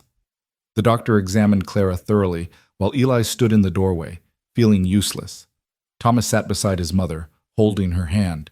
It's not scarlet fever, Dr. Watson finally announced. Looks like severe reaction to something. She eat anything unusual? Miriam shook her head, then stopped. Wait, she was playing by the creek earlier. She likes to collect berries. Oh God, the pokeweed berries. I told her never to eat them, but that'll do it, the doctor said. Poison, but probably not fatal if she didn't eat many. She throw up any? Earlier, yes. Good. Her body's fighting it. Keep her cool, lots of water when she can take it. She'll be sick as a dog for a day or two, but she should recover. The relief in the room was palpable. Miriam sagged against Thomas, who put his arm around her with touching protectiveness. Eli found himself leaning against the doorframe, only then realizing how tense he'd been. You rode hard, the doctor observed, looking at Eli with interest. For employed helps child. The child needed a doctor. Uh-huh. Dr. Watson packed his bag. Funny how employed helps children become the child when they're sick, almost like you care. Send me your bill, Eli said curtly. Oh, I will. And Eli, this kind of caring, it's not a weakness, it's what makes us human. After the doctor left, Miriam insisted on sitting up with Clara. Eli sent Thomas to bed, then found himself keeping vigil with her, bringing fresh water, making tea, just being present. Around 3 a.m, Clara's fever broke. She opened her eyes, confused but lucid. Mama? I'm here, sweetheart. Miriam's voice broke with relief. Did I miss dinner? Miriam laughed through tears she'd finally allowed to fall. Yes, but we'll make you something special for breakfast. Clara's eyes found Eli. Mr. Grant? Are you angry? Why would I be angry? I ate the berries you said not to eat. He moved closer, surprising himself by reaching out to smooth her damp hair. I'm not angry, just glad you're okay. Me too, she yawned. The house was worried. I could hear it creaking, all concerned-like. The house and all of us, he said softly. Clara smiled sleepily and drifted back to sleep, this time peaceful and natural. Miriam stayed beside her, holding her hand. Thank you, she said to Eli, for writing for the doctor, for staying, for... She gestured helplessly. For caring when you didn't have to. She's a child. Of course He stopped, hearing what he was admitting. It's okay, Miriam said gently. Caring doesn't obligate you to anything. It just means you're human. That's what the doctor said. Smart man. They sat in silence, watching Clara sleep. The crisis had stripped away pretense, leaving something raw and real between them. Not romance, not yet, but connection. The kind forged in fear and relief and shared vigilance. Eli? Miriam used his first name for the first time. The month trial is almost up. I know. What are you thinking? He was thinking that the house no longer felt empty, that Thomas looked at him like he mattered, that Clara's laugh had become essential to his mornings, that Miriam's presence had made him realize how cold his life had been, but he couldn't say any of that. I'm thinking winter's coming, he said instead. Be foolish to make changes with the cold approaching. So, we stay? Through winter, then reassess in spring. She nodded, accepting the extended reprieve. That's practical. That's what I am, practical. No, she said softly, looking at him with those direct eyes that saw too much. You're scared. There's a difference. She was right, of course. He was terrified. Of caring, of loss, of the vulnerability that came with letting people matter. But sitting there in the lamplight, watching over a sick child who wasn't his, beside a woman who asked for nothing but gave everything, he wondered if maybe being scared was better than being empty. Get some rest, he told Miriam. I'll watch her for a while. You don't have to... I know. Rest anyway. She studied him for a moment, then leaned over and kissed his cheek, so quick and light he might have imagined it. You're a good man, Eli Grant, even if you don't want to be. She curled up in the chair beside Clara's bed, asleep within minutes. Eli sat watching them both, the woman and child who'd invaded his life, his house, his carefully guarded heart. The month trial was nearly over, but he already knew the verdict. They belonged here. Maybe they always had, and he'd just been keeping their place warm until they arrived. The house creaked gently around them, and he remembered Clara's words about what it said. Finally, she'd suggested. And sitting there in the pre-dawn darkness, surrounded by people who'd somehow become his to protect, Eli thought maybe the house and Clara were right. Finally. The weeks that followed Clara's illness marked a shift in the household's rhythm, subtle but undeniable. Eli found himself checking on Clara each morning before his chores, bringing her small treasures from his work. An interesting rock, a bird feather, once a nest that had fallen from the barn rafters. She received each gift with delight that seemed disproportionate to the offering, carefully arranging them on the windowsill by her bed. "You're spoiling her," Miriam said one morning, watching as Clara examined a piece of fool's gold Eli had found by the creek. "It's just a rock," he replied gruffly, but they both knew it was more than that. The first snow came early. October barely ended when the sky released its white burden. Eli had been preparing, checking the roof, reinforcing the barn, laying in extra wood, but he'd been doing it differently this year. Instead of the grim determination of previous winters, there was purpose to his preparations, a sense of providing rather than just surviving. "Thomas," he called to the boy who was mucking stalls, "come help me with something." He led Thomas to the storage room he'd built off the barn, revealing shelves of preserves, smoked meat, sacks of flour, and grain. "This is our winter store. You need to know what we have and where it is, in case something happens to me." Thomas's eyes widened at the bounty. This could feed a small army, or a family through a long winter. The word family slipped out before Eli could stop it. He cleared his throat. "Your mother will need to know what's here, too. Make a list, help her plan meals around what we have." "Yes, sir." Thomas paused. "Mr. Grant? You said in case something happens. Are you planning on something happening?" "No, but winter doesn't care about plans. Man could break a leg, catch fever, get caught in a blizzard. You need to be ready to take care of your mother and sister if needed." "I will," Thomas said, with such fierce determination that Eli had to look away. That evening, the snow fell heavier, transforming the landscape into something pristine and dangerous. They gathered in the kitchen after dinner, the warmest room in the house. Clara was teaching her doll the alphabet, while Thomas worked on the harness Eli had given him to repair. Miriam was darning socks, and Eli found himself pretending to read while actually watching them all. This had become their routine, these evening hours when the work was done and the night stretched ahead. At first, Eli had retreated to his room or the barn, maintaining distance. But gradually, the warmth of the kitchen and the quiet companionship had drawn him in. "Mr. Grant," Clara said suddenly, "will you tell us a story?" "I don't know any stories." "Everyone knows stories," she insisted. "Even true ones count." "Clara, don't pester, Miriam began, but Eli surprised himself by interrupting. "My grandfather used to tell me about the first winter he spent here before Montana was even a territory." Clara immediately abandoned her doll, moving closer. Even Thomas looked up from his work. He came out with nothing but a horse, a rifle, and determination to build something. The first winter caught him unprepared. Snow came early, like today, and he hadn't finished his shelter. Just a half-built cabin with gaps in the walls big enough to throw a cat through. "What did he do?" Clara asked, eyes wide. "He survived. Stuffed the gaps with mud and grass, kept a fire going day and night, ate rabbits when he could catch them, and pine bark soup when he couldn't." "Pine bark soup?" Thomas made a face. "Keeps the scurvy away. Tastes like drinking a tree, but it'll keep you alive." Eli found himself warming to the story, remembering his grandfather's gravelly voice telling it years ago. The worst came in January. Blizzard lasted 5 days.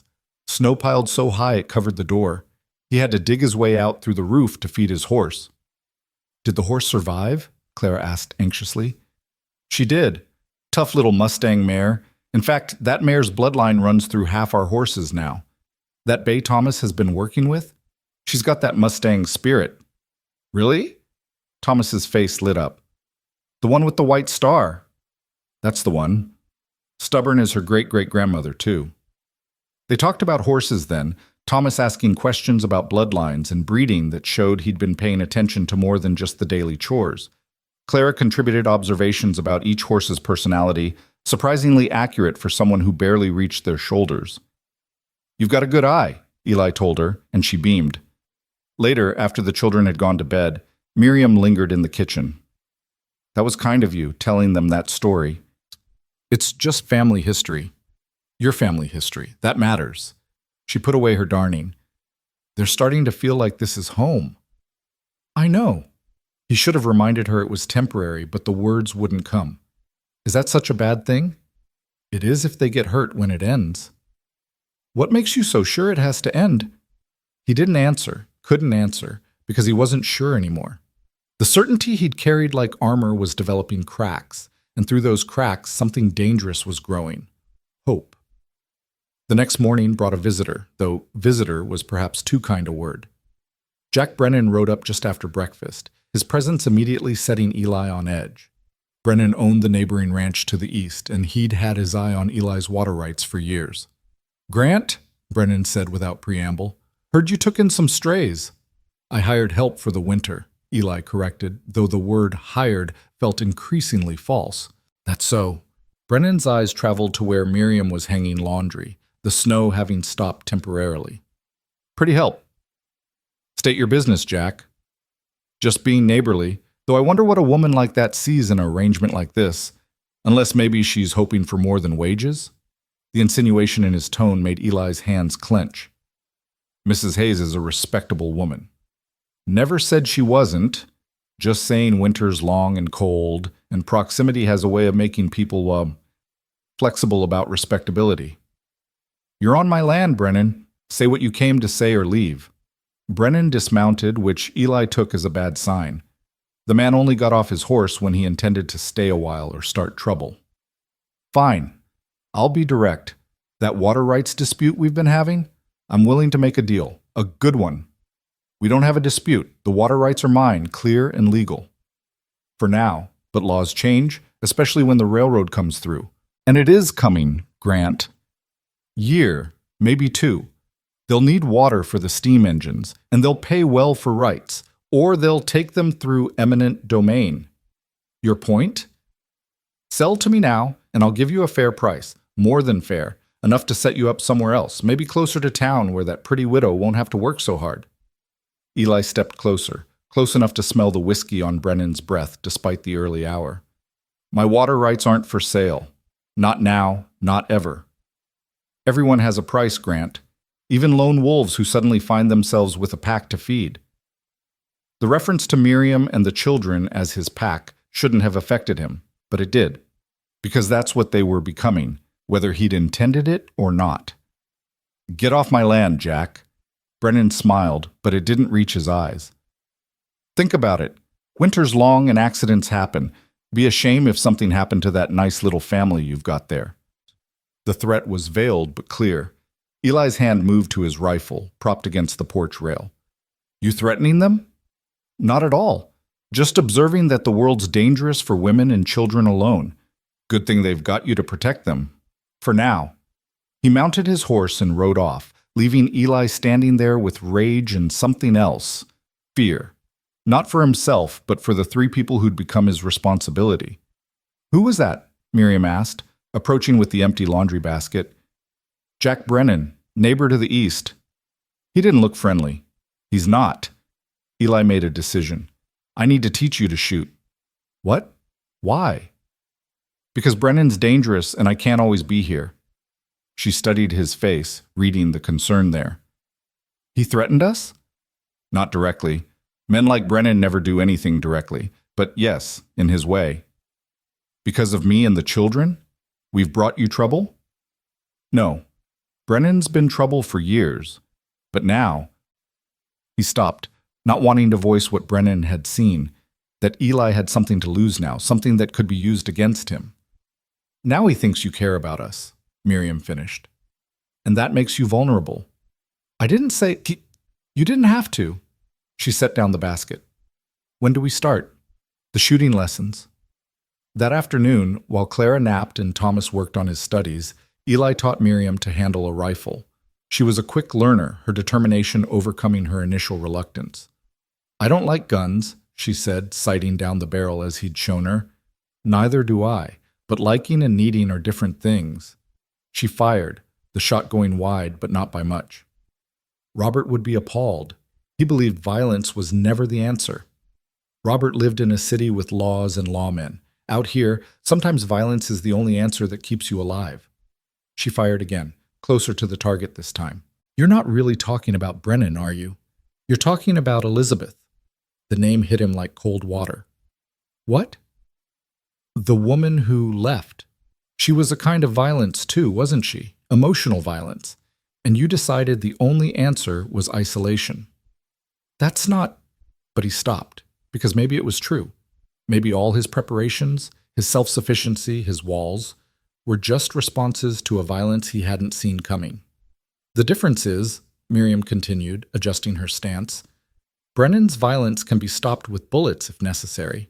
But the kind Elizabeth did, that can only be healed by taking another risk. She fired again, this time hitting the target dead center. I think I'm getting the hang of this, she said with quiet satisfaction. That evening at dinner, Thomas was full of questions about Brennan, having overheard enough to be worried. Has he caused trouble before? The boy asked. Some. Nothing I couldn't handle. But now he thinks he can use us against you. Eli looked at Thomas, surprised by his perception. Maybe. We won't let him. I won't let him hurt Mama or Clara. That's my job, Thomas. No, the boy said firmly. It's our job, all of us. He paused, searching for the right word. A unit. Like soldiers.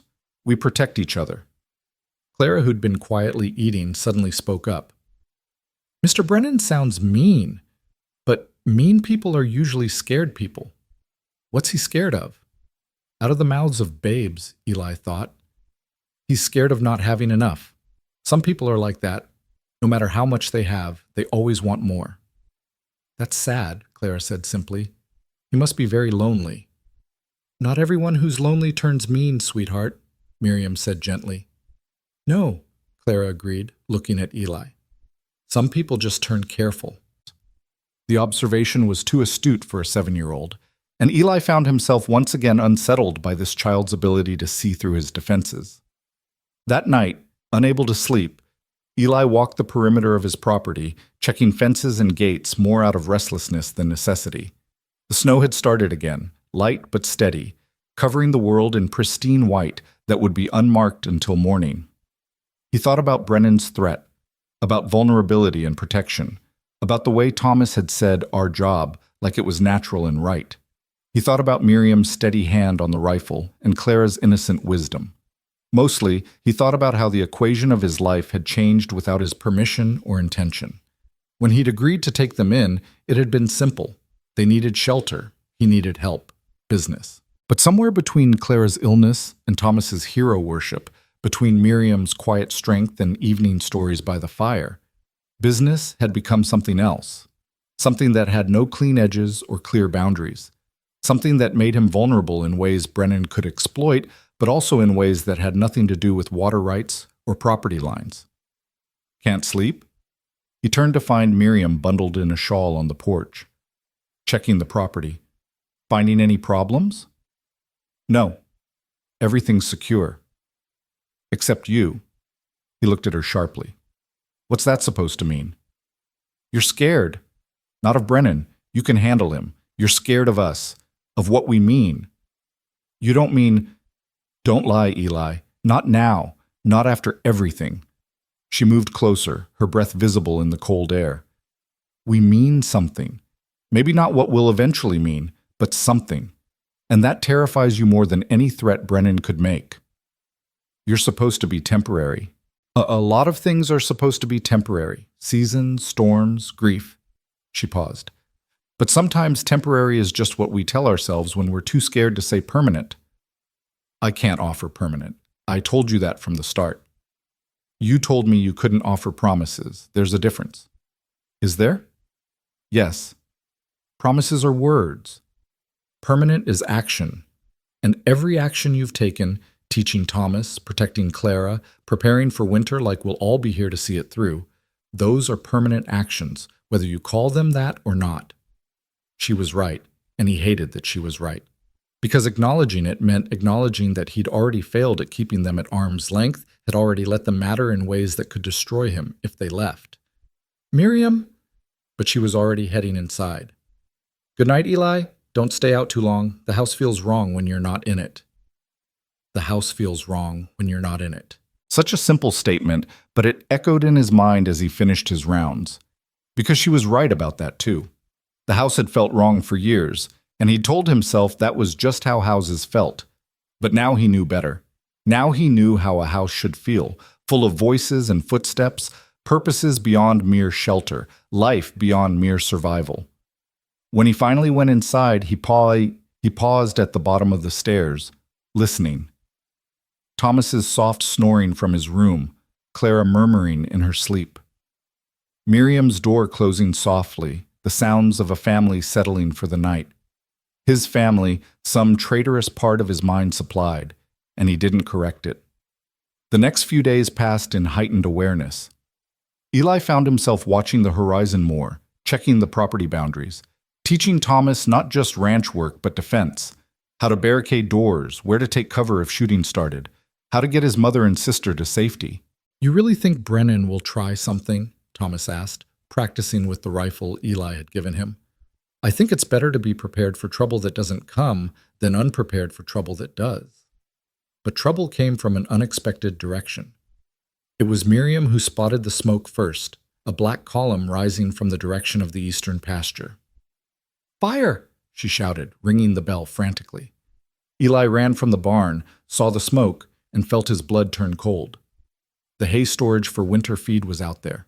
If they lost that... Thomas, get the buckets and every container that holds water. Miriam, soak blankets in the water trough. Clara, stay in the house. They fought the fire for hours, bucket brigades and wet blankets against flames that seemed determined to consume everything. The smoke was thick, choking, turning the snow around them gray with ash. Thomas worked beside him, face blackened with soot, never complaining even when Eli could see his hands were blistered and bleeding. Miriam appeared and disappeared through the smoke like a ghost, bringing water, taking empty buckets. Her dress singed and her hair escaped from its pins.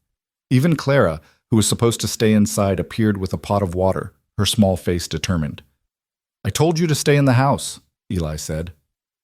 The house said I should help, she replied simply, and there was no time to argue. They saved most of it. Not all, probably a quarter of the hay was lost, but enough to see them through winter if they were careful. As the last flames died and they stood there exhausted, covered in soot and ash, Eli saw something that made his chest tight.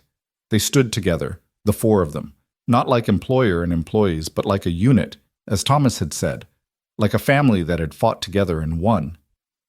Was it Brennan? Thomas asked quietly. Eli studied the burn pattern, the point of origin. It could have been natural, dry hay, a spark from something, but the location, the timing, maybe. Can't prove it either way. What do? We survive. We watch. We protect what's ours. Ours, Thomas repeated, and the word hung in the air like a promise. That night, exhausted and sore, they gathered in the kitchen for a late meal. Miriam had somehow managed to prepare food despite the chaos, though she kept wincing when she moved her burned hands. Let me see, Eli said, taking her hands gently in his. The burns weren't severe, but they were painful. He got the salve he kept for such injuries, carefully applying it to the worst areas. I can do that myself, she said, but didn't pull away. I know you can. Doesn't mean you have to. Their eyes met and held, something passing between them that had nothing to do with burns or salve. Clara watched with interest while Thomas suddenly became very focused on his food. Your hands too, Thomas, Eli said, breaking the moment. Can't have you unable to work tomorrow. As he tended Thomas's blisters, Clara said, We're like a real family now. Clara, Miriam warned. We are. We fought a fire together. We protected our home. That makes us family. It makes us a good team, Eli corrected, but his heart wasn't in the deflection. Same thing, Clara said with 7-year-old certainty. Later, after the children were in bed, Eli and Miriam sat on the porch despite the cold, both too restless to sleep. If it was Brennan, she said, he'll try again. Probably. What's our plan? He noticed she said our as naturally as breathing. We be ready. We don't let him catch us off guard again. Should we go to the sheriff? Sheriff's in Brennan's pocket, has been for years. Then we handle it ourselves. We? He looked at her. This isn't your fight, Miriam. Isn't it? She turned to face him fully. My children sleep under this roof. They call this home. That makes every threat to this place a threat to them. So yes, Eli, this is my fight. You could leave. Take the children somewhere safer. We could, she agreed. Is that what you want? The question hung between them like a challenge. A month ago, he would have said yes immediately. Even a week ago, he might have agreed it was the practical choice. But now, after fighting the fire together, after seeing Thomas work himself bloody to save the hay, after Clara's simple declaration about family, no, he said quietly. That's not what I want. Then we stay, and we fight if we have to. It could get ugly. Brennan doesn't play fair. Neither do mothers protecting their children. There was steel in her voice that reminded him she'd survived things he probably couldn't imagine. This woman had kept her children fed and safe through grief and poverty and desperation. A bully like Brennan was just another obstacle to overcome. All right, he said. We stay. We fight. She stood, pausing at the door. Eli? Earlier, when Clara said we were a family, she wasn't wrong, was she? Maybe not a traditional family, maybe not what any of us planned, but still. Miriam, I'm not asking for declarations or promises. I'm just saying that maybe we should stop pretending this is still just business. Because if we're going to fight for this place, we should at least be honest about what we're fighting for. She went inside before he could respond, leaving him alone with thoughts he'd been avoiding for weeks. Because she was right, again. This had stopped being business the moment he'd ridden for the doctor for Clara. Maybe even before that. Maybe the moment Miriam had asked him that question by the stagecoach, cutting through all his defenses with brutal honesty. The next morning brought unexpected allies. Pete Sawyer rode up with 2 other ranchers from the valley, their faces grim. Heard you had a fire, Pete said without preamble. News travels fast. Brennan was in the saloon last night, buying drinks and dropping hints about how dangerous ranching can be. Man was practically celebrating. Still can't prove anything. Don't need to, said Bill Harrison, one of the other ranchers. We all know what Brennan is. Question is, what are we going to do about it? We? You're one of us, Eli, whether you like it or not. And Brennan's been pushing all of us in different ways, but going after a man's winter feed, that crosses a line.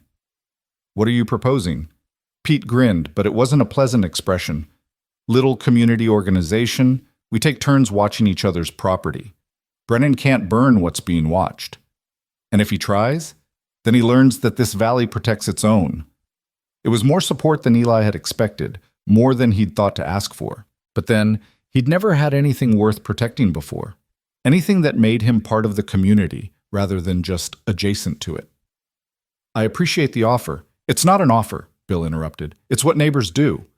Besides, he glanced toward the house where Miriam was visible through the window. Man with a family can't stand watch all night and work all day. You need help, and we're providing it. A man with a family. The words should have triggered his usual denial, but they didn't, because that's what he was now, whether he'd chosen it or not. Thank you, he said simply. They worked out a schedule, each ranch providing men for night watches, a network of protection that Brennan wouldn't expect. As they were leaving, Pete pulled Eli aside. That widow and her children, they're good for you. Pete, I'm not prying, just observing. You've smiled more in the past month than in the previous 10 years. And that boy follows you around like you hung the moon. He's a good kid. He's more than that. He's looking at you like a father. You prepared for that? Was he? Eli thought about Thomas's eager questions. his determination to learn everything, the way he'd started mimicking Eli's stance and gestures. The boy was looking for more than just instruction. He was looking for a model of how to be a man. "I'm figuring it out," Eli admitted. Pete clapped him on the shoulder. "Good. About time you stopped hiding from life." That night at dinner, Eli told them about the community watch. Thomas's face lit up. "So we're not alone? Others will help?" "Appears so." "That's wonderful," Miriam said, "to have neighbors who care." "Don't get too comfortable with it. Once Brennan's dealt with, things will go back to normal." "Will they?" Claire asked innocently. "Or is this the new normal?" Once again, the child's simple question cut to the heart of things. Because this was becoming normal, the four of them at dinner, sharing the day's events, working together, protecting each other. The old normal, the isolation and silence seemed like a distant memory. "Time will tell," Eli said, but even he could hear the uncertainty in his voice. As if to test their new arrangements, Brennan made his move 3 nights later. But instead of finding an unguarded ranch, he found Bill Harrison and his son on watch. The confrontation was brief but decisive. Brennan retreated, but not before making threats about lawyers and land rights and knowing important people in Helena. "Let him threaten," Bill told Eli the next morning. "Man's got no legal standing, and his important friends won't help him when they learn the whole valley's against him." But Eli knew Brennan wouldn't give up easily. Men like him never did. They just got sneakier, more vicious. The tension affected everyone. Thomas jumped at sudden noises. Clara stayed closer to the house. Miriam kept the rifle within easy reach, and Eli found himself constantly watching, waiting for the next attack. It came from an unexpected direction. A letter arrived, official-looking, delivered by a nervous young man from town. "What is it?" Miriam asked, seeing Eli's face as he read. "Legal notice. Brennan's challenging my water rights in court. Says there's an irregularity in the original claim." "Is there?" "No, but that won't stop him from tying it up in legal battles until I can't afford to fight anymore." "How much money are we talking about?" He noticed she said "we" again. "More than I have readily available. I'd have to sell stock, maybe even land." "Or," Miriam said quietly, "you could use this." She went to her room, returning with a small leather pouch. Inside were coins and bills, more money than he'd expected. "Where did you—" "My mother's ring. I sold it last week when we were in town. I was saving it for emergencies." She met his eyes steadily. "This qualifies." "I can't take your money." "It's not my money, it's our money, for our home, our fight." "Miriam, don't you dare get noble on me now, Eli Grant. We're in this together, or we're not in it at all. Which is it?" Eli stared at the money in Miriam's outstretched hand, understanding the weight of what she was offering. Her mother's ring had been the last thing of value she owned, the one thing she'd kept through everything, and she'd sold it without telling him, preparing for a battle that wasn't supposed to be hers. "Your mother's ring," he said roughly. "You shouldn't have— It was just metal and stone, Eli.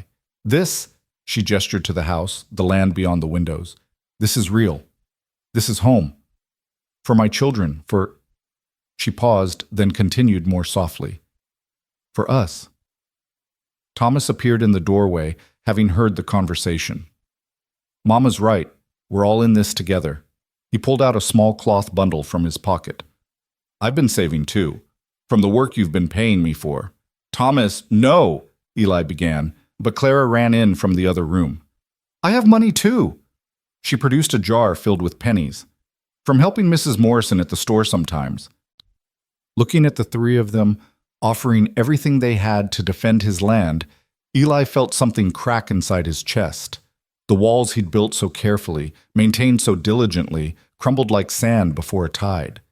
These people, his people, were willing to sacrifice everything for a home he'd only promised them temporarily. "This isn't just about the water rights anymore, is it?" he said quietly.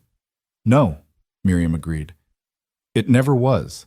Brennan saw what you've been trying not to see, that this is a family worth threatening, worth using as leverage, because families have something to lose. And something to fight for," Thomas added fiercely. Eli looked at each of them, Miriam's steady determination, Thomas's young courage, Clara's innocent trust, his family. The word no longer felt foreign or frightening. It felt right. It felt like something worth any risk. All right, he said. We pool our resources. We fight together. But if we're doing this, we do it properly. No more pretenses about temporary arrangements or business deals. What are you saying? Miriam asked carefully. I'm saying that if we're going to fight for this ranch, it should be your ranch too, legally, properly. He took a breath, knowing he was crossing a line he'd sworn never to approach again. I'm saying we should make this official. Marriage, legal protection for you and the children, full partnership in everything. The silence that followed was complete. Even Clara seemed to understand the gravity of the moment. Miriam's face had gone pale, then flushed. Eli Grant? She said slowly. Are you proposing to me out of legal convenience? No, he said, surprising himself with his honesty. I'm proposing because somewhere between that first day and now, you and these children became essential. Because the thought of you leaving makes me feel hollow in ways I'd forgotten I could feel. Because when Clara was sick, I realized I'd ride through hell for any of you. Because this stopped being business the moment you asked me if I wanted another winter alone, and I couldn't answer. You're scared, she observed, but her voice was gentle. Terrified, he admitted, but more scared of losing you than of keeping you. That's not exactly a romantic proposal. You didn't ask for romance. You asked for honesty. I did. She moved closer, close enough that he could see the tears she was fighting. And honestly, I stopped thinking of this as temporary the night you stayed up with Clara. When you taught Thomas to shoot not just for utility, but with patience and care. When you started leaving your muddy boots next to ours by the door like they belonged together. Is that a yes? That's a, we should talk about this when we're not in crisis mode. Mama, Clara piped up, just say yes. The house wants you to. Despite everything, Eli found himself almost smiling. The house wants it? Clara nodded solemnly. It's been telling me. It says it's tired of being just a house. It wants to be a home. Clara's right, Thomas said quietly. We all know this is home now. Has been for weeks. Making it legal just makes sense. Miriam looked at her children, then at Eli. You know what you're taking on? Not just me, but them. Full responsibility, full claim on your life. I know. He met her eyes. The question is, can you take on a man who's forgotten how to be soft? Who'll probably say the wrong thing more often than right? Who's been alone so long he might not remember how to be together? I've taken on worse challenges, she said with a slight smile. At least you come with a good roof and working land. Is that a yes? That's a yes. God help us both, yes. Clara cheered and threw herself at both of them, causing an awkward three-way embrace that Thomas joined after a moment's hesitation. It wasn't romantic or graceful, but it was real and theirs and somehow perfect in its imperfection. We should go to town tomorrow, Eli said when they disentangled. See Judge Harper. Make it legal before Brennan can use your unmarried status against us somehow. That's very practical, Miriam said, and he couldn't tell if she was disappointed or amused. I'm a practical man. But Miriam? He waited until she looked at him. After we deal with Brennan, after the crisis passes, I want to do this right. A real wedding. Whatever you want.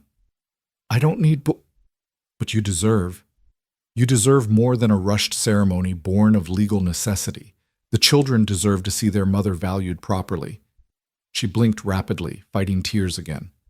All right. Crisis first, romance later. If you can stand the wait.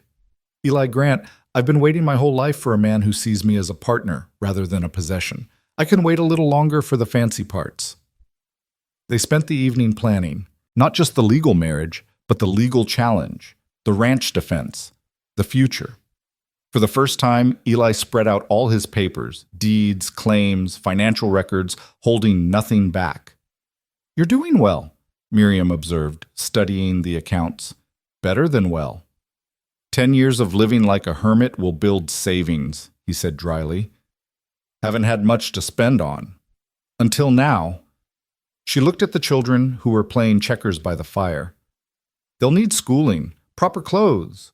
Clara should have music lessons if she wants them. She's got an ear for it. Whatever they need, Eli said, meaning it. They're my responsibility now. Our responsibility, she corrected. Partners, remember? The word sent a warm feeling through his chest. Partners. Not him carrying all the weight alone, but sharing it. The concept was foreign but not unwelcome. They went to town the next morning, all four of them dressed in their best clothes. The marriage was quick and legal, Judge Harper performing the ceremony with only Tom and Mrs. Morrison as witnesses. It wasn't romantic. Clara complained about the lack of flowers. But when Judge Harper pronounced them husband and wife, something settled in Eli's chest that had been restless for years. You may kiss your bride, Judge Harper said with a knowing smile. Eli hesitated, then leaned in and kissed Miriam softly, briefly, aware of the children watching. It was their first kiss, he realized with a start. They'd agreed to marry, to partner for life, before they'd even kissed. Somehow that seemed fitting for them, everything backwards but right despite it. Well, Tom Morrison said, pumping Eli's hand enthusiastically, never thought I'd see the day. Eli Grant, married. With children, Mrs. Morrison added, beaming at Thomas and Clara, a ready-made family. The news spread through town within hours.